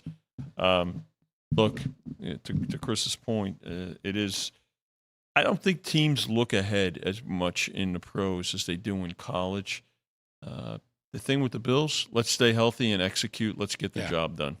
That's the mantra for this game. That's exactly what I was thinking. If they win 24-10, they'll be as happy as could be. Yep. Right. Get Josh Allen, James Cook, healthy and out. Yeah, with the W. And Vinny, you're starting us off with this next one. New England 5.5. Carolina coming off of their first win of the season, and it was a shutout against the Falcons. Total 43 in this one. Yeah, Patriots getting the support here. Laid the 4.5. Now sitting at 5.5. Alex, you mentioned it. Look, I mean, this is a game too, and the under's been played also from 44. So not a real surprise here. Look, the Panthers, they're pros. They want to battle. But the inconsistency of the Falcons. I mean, look at what they did 2 weeks ago, and then I said that pros don't necessarily look ahead. I think maybe they did last week, the Falcons. So shame on them, but credit the Panthers there. And one thing you noticed about the Patriots, they're playing hard for Vrabel. I mean, he's a hard-nosed coach, and this is the mantra that's what he exudes, and not a real surprise here that they're getting the support. I think that the other part of it is that folks saying, how can the Panthers go on a 2-game on a winning streak here, even though it would be 2 games? No, not necessarily. So I think that's why Patriots have the support here, and I think they're going to continue to get the support. Well, I'm looking at some of my numbers. I made this number only 4. I think New England right now is one of the more disappointing teams. And Carolina, and like I said, a lot has to do with scheduling and some other stuff. But I'm trying to keep some different defensive statistics this year that, as far as I know, nobody else is keeping. And right now, Carolina pencils out pretty good. Wow. So, I mean, I think this is, what are we looking at total-wise in this game? 43. That's about an average total. But this is not one of my plays. But if this were to get much higher, and 6 to me would definitely be a play, because I think Carolina's defense is probably a little bit better than we anticipate. New England so far has been a tad disappointing for me. One issue I have with actually both of these teams, because I like to find those teams that are very balanced, right, and can lean on their run game and don't put too much on their quarterback. 2 young quarterbacks, and both of them are passing at about a 61% clip. Yeah. So not really getting their run game going, and a lot of that falls on the O-line. But, yeah, I just think it's too much on both of these young quarterbacks. If you made me play it, I'd probably be on the favorite, with Drake May's numbers being slightly better through 3 weeks than Bryce Young's, but nothing crazy there. Drake in May that at one. home. And Drake, right. Going back home, definitely. Another little quarterback. The little quarterbacks, I just have trouble with small quarterbacks. Yeah. Got a good win last week. Yeah. Panthers and Bryce Young. He has those moments in those games. He has talent. Yeah. Just like the guy we saw last night has great highlight reel. That's right. I don't know how many games you're going to win, but a great highlight reel. Well, Chris, now the Falcons, the embarrassment factor, they're laying 2 at home against Washington. It has been reported that Jaden Daniels will not play for another week, and also Terry McLaurin is out in this one. Yep. Total 44. What are you thinking in this one? Oh, man, it's hard not to respect the wise guys in this game. They are all over Atlanta in this one. And coming off that embarrassment last week, and boy, I'll tell you what, that was a weird not just a weird game, a weird betting game. Everybody was on the dog. I mean, everybody bet against Atlanta in that game. Weird. You're thinking, what the hell did they see? But whatever it was right because they got beat up right from the get-go. But, I mean, this is not one of my plays, but I could see where the wise guys are on the favorite here, or on Atlanta, who's now the favorite. There was a pick 'em a lot, but they're on Atlanta. I could see why. The injuries, I think we kind of knew about Daniels, but the McLaurin thing, I think, really just takes away another big weapon. I'll be rooting for Washington once they kick off, but I'm not sure I would put my hard-earned money on them. Starting to see the difference between the schedule this year for the Commanders compared to last year, right? But Eckler's been out and he's done for the year. I think we've got to adjust that graphic too, right? Because now, okay. So the thing is not a real shock that, especially after last week, what happened to the Falcons now coming home, that they're getting the support, but the injuries are a big factor here. And so that's why the Falcons have gone to the favorite here. And because of the injuries, they're going to get the support in this game. And it wouldn't shock me if this goes even higher. Me neither. Do you think part of it is we saw a really good performance from Marcus Mariota, but he's almost one of those quarterbacks where you start to question, like, how many games is he good to step in for? How many years has he been in the league? I mean, we kind of know what he is. Yeah. I mean, he played well last week. He's a nice veteran, solid backup, and I'm sure Jaden Daniels probably likes having him to, bounce things off of, et cetera, et cetera. But now you're starting, that guy that starts week one, a lot of times the team will respond. Then week two, we kind of see what that guy really is, and we know what he is. I just realized, though, this is the Marcus Mariota returns to Atlanta game. Oh, that's right. Yeah, I didn't realize that either. He's been around so many teams; it's hard to remember. But like I said, I mean, once they kick off, I'll be rooting for Washington, but I wouldn't put my hard-earned money on them. Vinny, you're going to take this one. Start us off here. Detroit, 10-point favorite here at the South Point at home after 2 good weeks in a row for the Lions. Total 44.5. Cleveland coming off a big home win over the Green Bay Packers, though. So more respect now for Cleveland. And Chris, I'm sure when you get to it, you'll talk about this, but their defense looks very good. The Browns' defense is as good a defense as there is in the league, and that's what makes them dangerous. Now, the thing about it is, they're going to have to rely on turnovers and really, because they can't win a shootout against the Lions here, and that's just it. Even if Cleveland gets ahead, the fact that the Lions can score the way they do and in bunches, they're going to be dangerous. The other thing is, I give the Lions a lot of credit for. Remember, I said it after that first game. They just looked disinterested in that first game of the season. But what they've done in the last couple of weeks and what they did in Baltimore in their last game against the Ravens, very impressive. Yep. Now, that said, be mindful of this defense with the Browns here and the fact that this game is now up really a couple of points. This will be one of the bigger decisions of the morning because we're going to need the Browns, even with that defense. But really, where are they going to generate points from? Because we know that the Lions can score, Chris. Well, I think the Lions looked fantastic last week, and I think they're back to being they probably are the best team in the NFC right now if we were to vote, I said Philly's a little off, and the Rams, got beat last week, but I think Detroit looks fantastic, and I think we expected that this year. I think that first game kind of threw a curveball at us.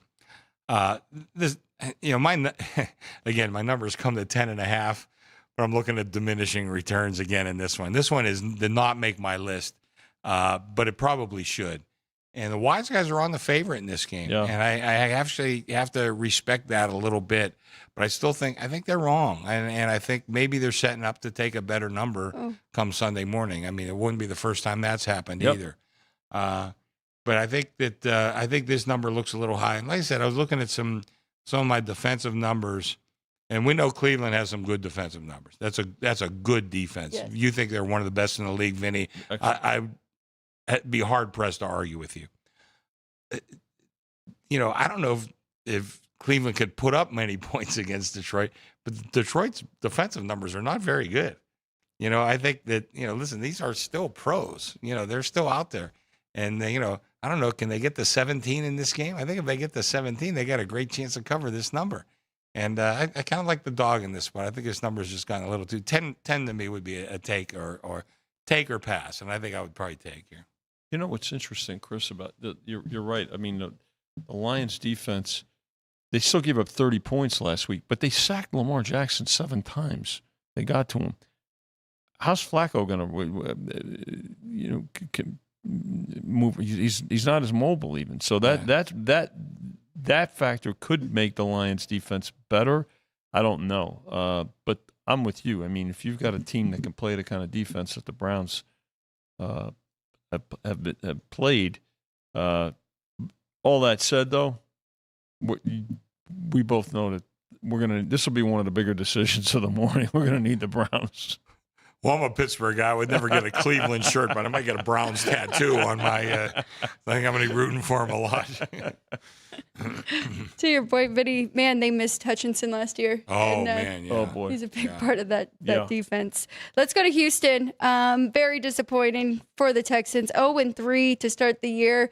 Trying to have a get-right game here against another 0-3 team, trying to get their first win in the Tennessee Titans with Cam Ward there. 7-point favorite for Houston. I don't know if they should be laying that many points to anyone, Chris. Total 38.5. I believe it's the lowest on the board, and I'm still okay going under that, I think. Yeah. Well, again, we talk a lot about offensive lines, and right now Houston has not done C.J. Stroud any favors. Love this kid coming out of college. I said back then he should be the number 1 draft choice. He had a great rookie year. Disappointing last year. So far, disappointing this year. And I think a lot of it hinges on that offensive line. They have not helped this kid at all. And are we going to see Derek Carr all over again? Who Houston ruined him too, a decade or a couple decades before you were born, I think. It was a while ago. But are we going to see that again? I don't know. And I hope not, because I think C.J. Stroud, everything I've seen about this kid, I kind of like him. But I think this is a get-right game for Houston. I really do. I think they finally got the right team that maybe they could score on. And I got to tell you, this is going to be one of my plays. I like Houston minus the 7 here. Mm-hmm. And a lot of it is not just Houston. I'm betting against Tennessee. Yeah. I mean, they're terrible. There's a coach here, Callahan. How's he keeping his job? I mean, they've been terrible. I see no real improvement. We heard a lot of good things about Cam Ward. And not that I want to take anything away from Cam Ward. I haven't seen enough about him to do that. Right. But the team is just not a good team right now. And I'm not sure Callahan's the guy to do that. I'm not in the locker room or anything. I don't know. But I'm not sure how he keeps his job. I think this team is just awful. And like I said, they and the Saints are my 2 lowest rated teams. I'm on Houston in this one. Where is Houston currently with the defensive stats that you're keeping? Houston, let me look real quick here. I have to imagine pretty good because they've been playing some low good, not great. Good, not great. Okay. Yeah. You got a total here from 1986. and by the way, they bet it under. This total was 39. Well, she just said she likes it under regardless. Yeah, there you go. So this will be another, I think from a perception standpoint, right? Which team is likely to go 0-4, and I think that the public's sentiment is going to be that it's the Titans here, and that the Texans get things rolling. So this will be another game that by the way, Texans, they'll be in every teaser. Oh, by the public. I jacked up their money line today because I could see it coming, and I said the more I looked at this game, boy, I tell you what. Yep. I said I'm on Houston, but it's really a bet against Tennessee. Sure, that's it. I would like to see the Texans get right here in this spot. Jackson Dart getting his first start at home here against one of the top defenses in the league in the Los Angeles Chargers. 3-0 with 3 division wins to come into this one. Kind of a tough travel spot. I mean, they have traveled a lot to start the year. Total 44, Chris, and the Chargers are laying 6.5. Ed Feng, friend of our show, he texted me, "What do you make the adjustment, for Jackson Dart?" And I said, "Well, I only make it like 1.5." And he was thinking 3 points. I said, first of all, I mean, without seeing him, no, I don't know if you can. Russell Wilson, he had that. Game 2 was great. By the way, they lost that game. Game 2 was great. His other 2 games, his QBR, which I like to look at a lot, was 3 in the one game and 6 in the other. Yeah, that's abysmal. I said, so ordinarily I could kind of see your point. Now, the other side of it is Harbaugh's had a great record against rookie quarterbacks. I mean, you can't deny that.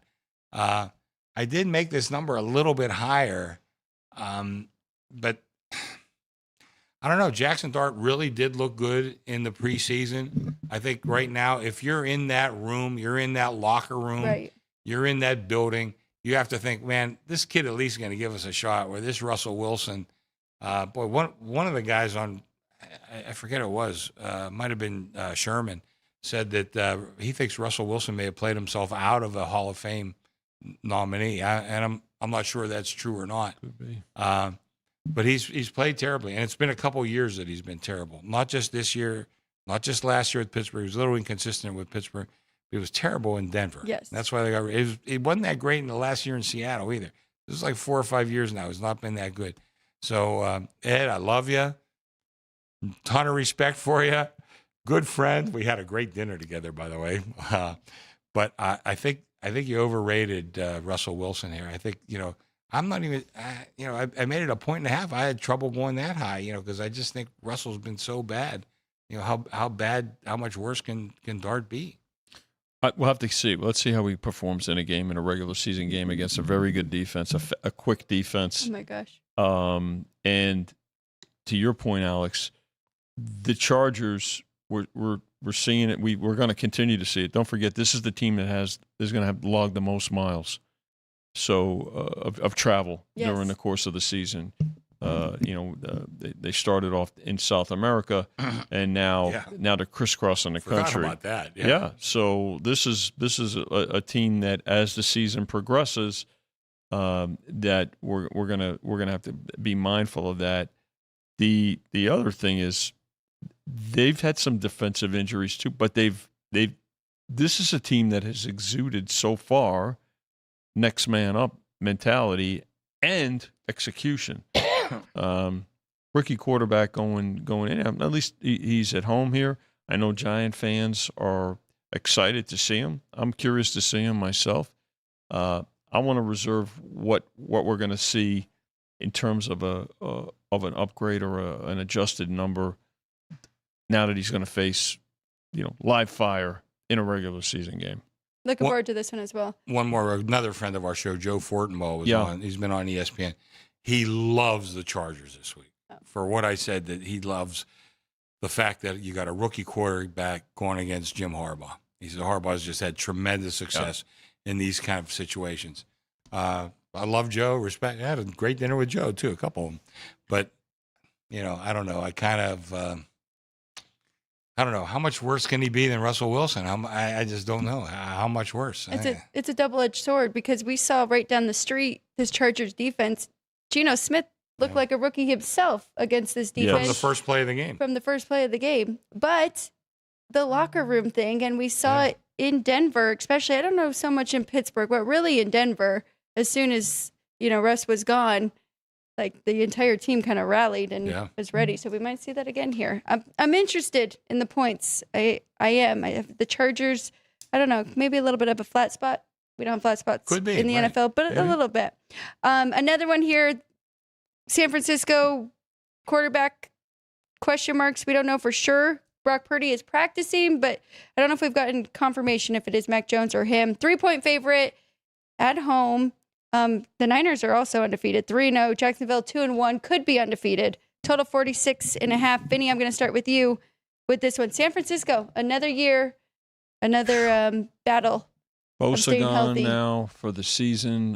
You still got folks on the IR, particularly on the offensive side of the ball. We don't know about Purdy just yet, so you're gonna have to wait for the actives and inactives. But again, what are you getting out of Trevor Lawrence and the Jaguars, right? And by this point in his career, I think there were expectations, particularly in Jacksonville, that he would be better, right? So this one is toggled back and forth between 3 and 3.5. They're laying 3 with the Niners, taking 3.5 with the Jags.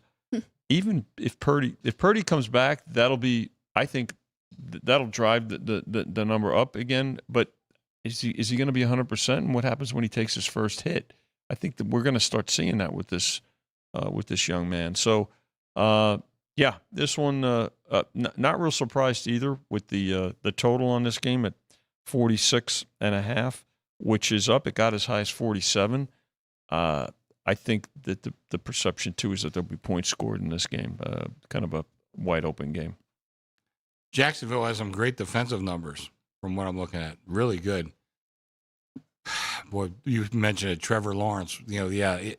Jacksonville has to be somewhat disappointed at best in what they've gotten because, he came out of college. Yep. And, again, I was on Gil's show. We talked about he's not Andrew Luck, and guys were comparing him to Andrew Luck. Not even close.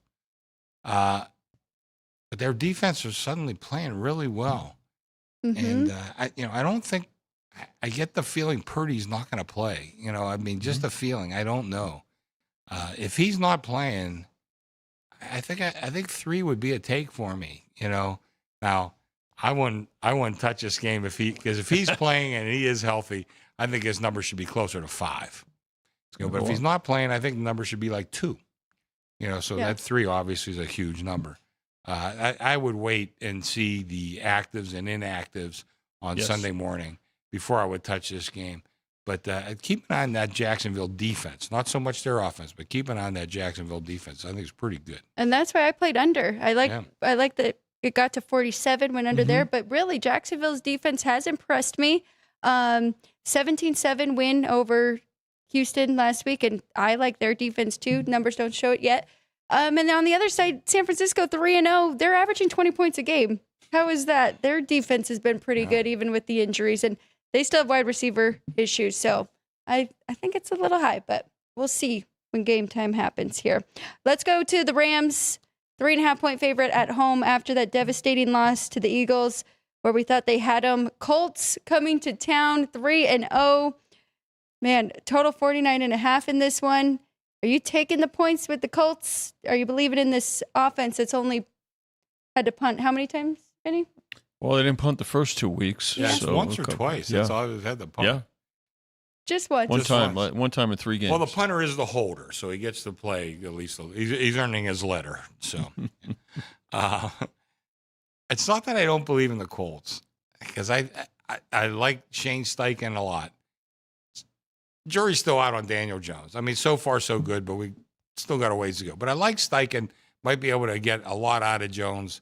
Similar to a Sam Darnold situation in Minnesota last year. That being said, the Rams should have won that game. Absolutely, 100% should have covered. I think the Rams. I talked about Detroit. I think is the best team in the NFC. I think right now the Rams would be the second best, even though they lost to Philly last week. I think they were the better team. They were clearly the better team for 59 minutes and 59 seconds, even though they lost. But I kind of like the Rams in this spot. Did not quite make my list, but I'm seeing there's some money showing on the dog, and if it gets to 3, I would definitely consider playing that. By the way, did you hear Mike Pereira was on Dan? What's his name? Patrick. Dan Patrick's show. So this is when the guy for Philly was running in the block kick, he was thinking about covering that number because no, he wasn't. Who said that? Mike Pereira. Mike Pereira. He goes, the NFL's in bed with these gamblers. And the guy's 300 pounds. He wanted to go score a touchdown. Yeah. If it was Saquon Barkley, he might have stopped at the 1 or something like that. This guy, how many touchdowns does he have in his career? Probably 0. Now he has 1. Yeah. That's huge. Kind of sounds like Pereira had the wrong side in that game. I don't know, Mike. Yes, Think about it, Mike. You might have a point there, Vinny. But he's not it's not going through his mind. That I hate when these guys make these kind of gambling statements. I hate that almost as bad as the quarter pole, almost. But yeah, I think coming off that loss, I think you're going to see an extremely focused Ram team, who I think is actually really, really good as well. Yeah.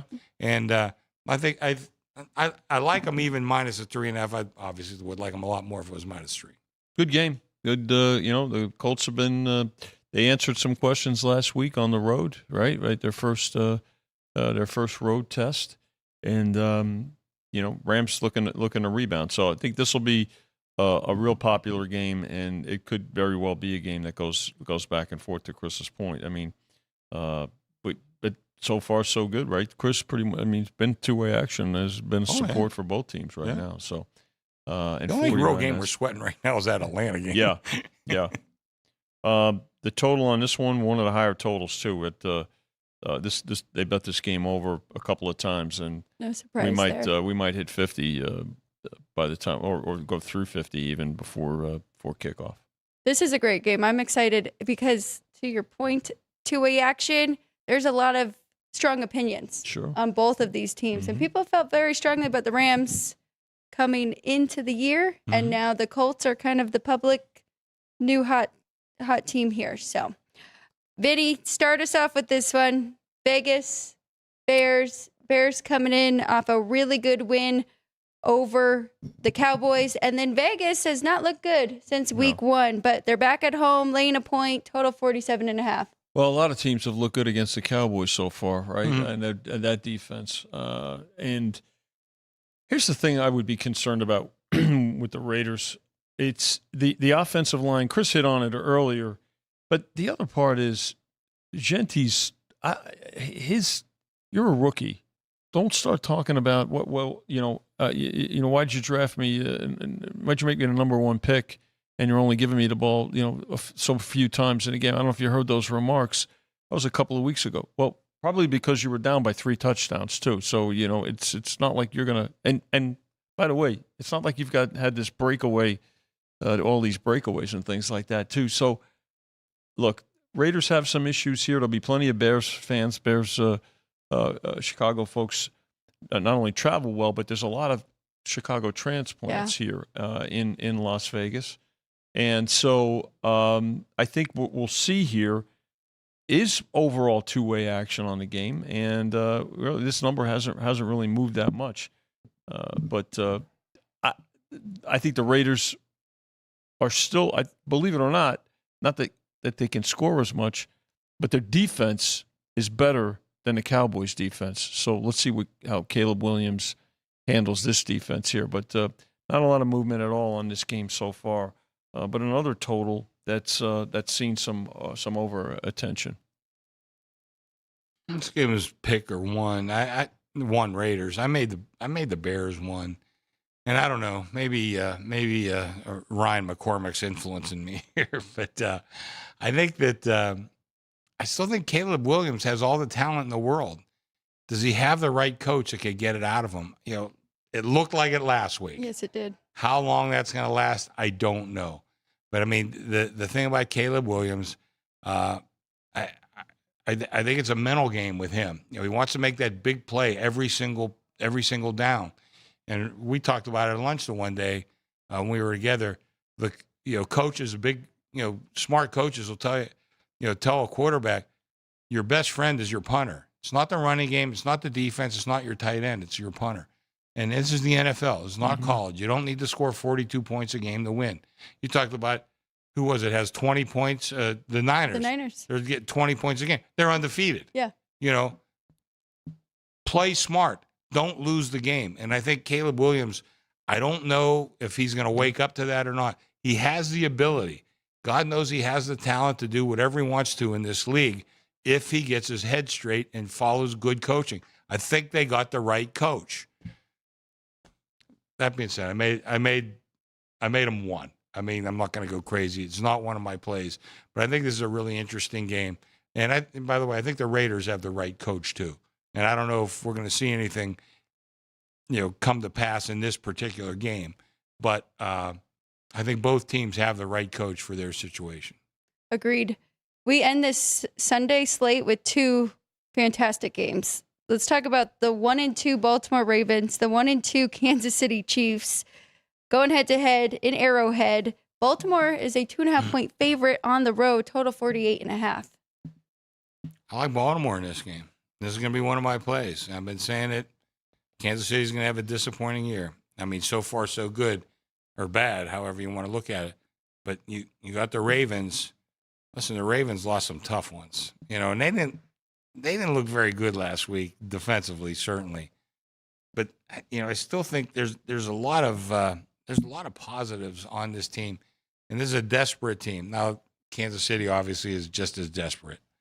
I just don't think they have the talent. I don't think they're as good as this Ravens team. I think that they've lost a bit, and I think the Ravens have a chance of bouncing back up pretty good. That being said, I think it's a bigger game for Kansas City because of the division they're in. Yes. They're going to find themselves probably a couple of games behind the Chargers by the time they kick off. So it's going to be bigger that way. I'm not sure they have the talent, though. I think this Raven team can bounce back from where they've been. They've blown some leads. It's not just coincidence. And a lot of people were wondering about Harbaugh. For years, I said I thought he was, when Belichick was around, I thought he was the second best coach in the NFL.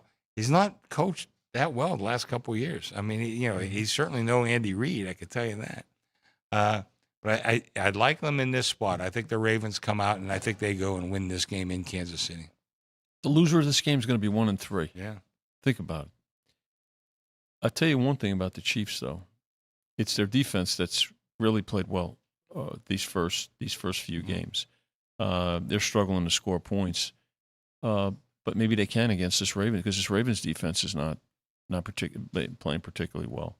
But they can score points. I mean, but they lost the game. They scored 30. They've scored 30 points in each of their first three games, right? And they're 1-2. So it's their defense and turnovers that have really hurt them. A game that's going to get a lot of betting attention. There's no question about it. And there hasn't really been any line move. I mean, they took the 3 when we opened at 3, and no real surprise there. So, but this is a game that'll draw interest for both teams for the reasons that we've talked about. And again, another pretty high total here of 48.5, but that's mainly because of the Ravens' ability to score, not the Chiefs. I don't know where the Chiefs are going to get points, and this is a game where the Chiefs are going to try to have to keep it close, right? They don't want to get, even though you have Patrick Mahomes, can't get in a shootout with this team.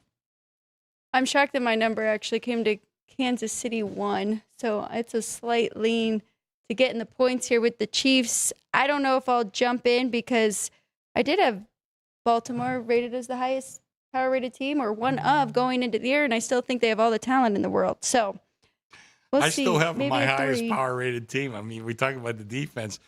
It was Detroit and Buffalo. I mean, two pretty damn good offenses, My dad made a great comparison. He said, if you're going to judge a hitter after he sees Paul Skeens and Zach Wheeler, I mean, it's the same thing. It's he's hitting 220 against those guys. Right. So we'll see. It should be a really good one. These two never disappoint. And then we're going to finish up the day with Micah Parsons' return to Dallas here. Green Bay trying to shake it off after losing to Cleveland. Laying 6.5 on the road, Vinny. Total 47.5. Jordan Love's got to protect the ball in critical situations. They looked exceptional the first 2 weeks of the season at home. They go on the road. Again, they played a terrific defense in the Browns, but they only scored 10 points, right? We talked about Trevor Lawrence earlier. I think Jordan Love has got to start asserting himself for what the expectations were by the Packers and the Packer fans. So that said, the Cowboys, their defense is, their secondary is not. Russell Wilson threw for over 400 yards a couple of weeks ago. Not a surprise here that the Packers are getting the betting attention. I think they're going to continue to get the betting attention. If it gets to 7, pros will say, well, I have to take 7 with the Cowboys.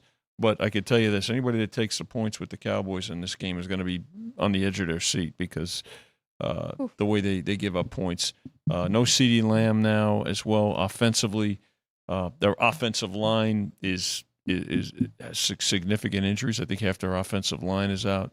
So this is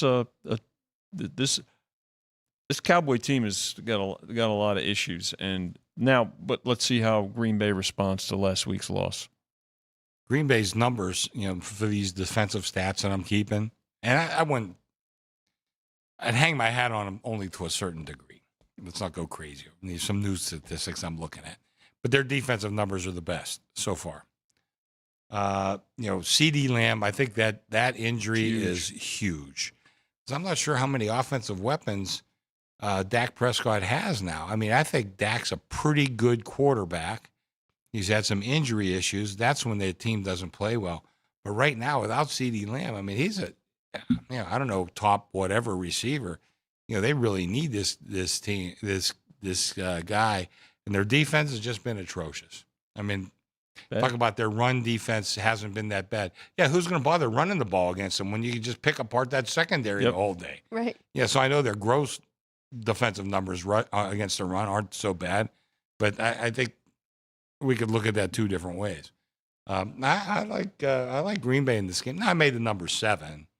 I wouldn't go crazy laying the 6.5, but I have a feeling I'm going to be needing Dallas in this game, so I'm going to probably go to 7 pretty quick if I have to.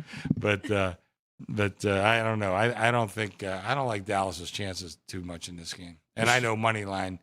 Teaser wise, all that. I'm going to need a Dallas outright upset, and I'm not so sure I can get one. They're starting to become America's team to bet against. Yeah. I mean, very good. Let's face it. I mean, at least to pick on too. I mean, if you have wide receivers on the other team in your fantasy football, I just got a blurb here. I just got some. Brock Purdy is probable. Oh, there you go. For the Niners. So my hunch was wrong. So does that mean those threes? Let me see what's going on here. Are going to move to 3.5 pretty quickly here, It'll go up.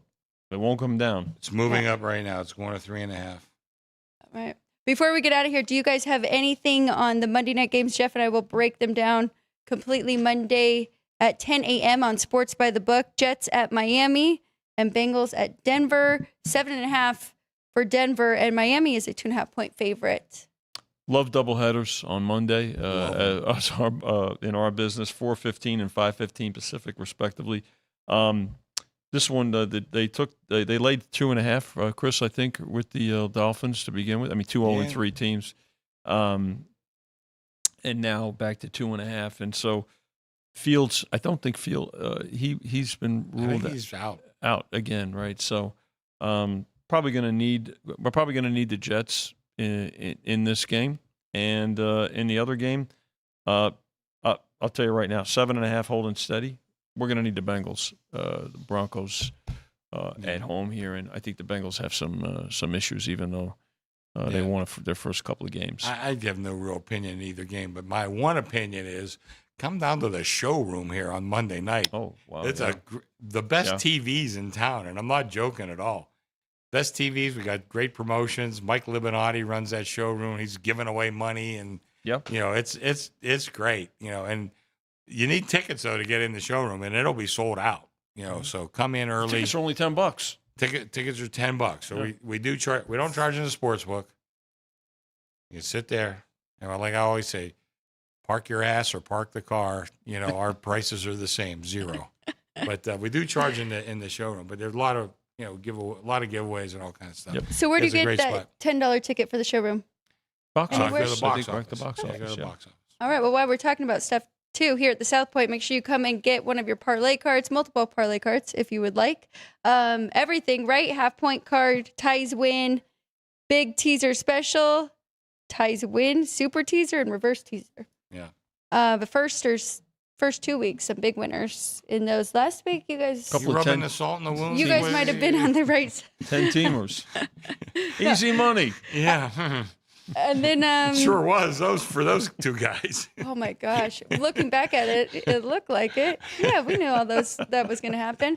First team to score for Saturday, college football. We'll have Sundays later today. And then Sundays later today. So a lot of great stuff here at the South Point. Come say hello. And then a couple things in the chat. Was it Dan from K-State that you were talking about? Yes.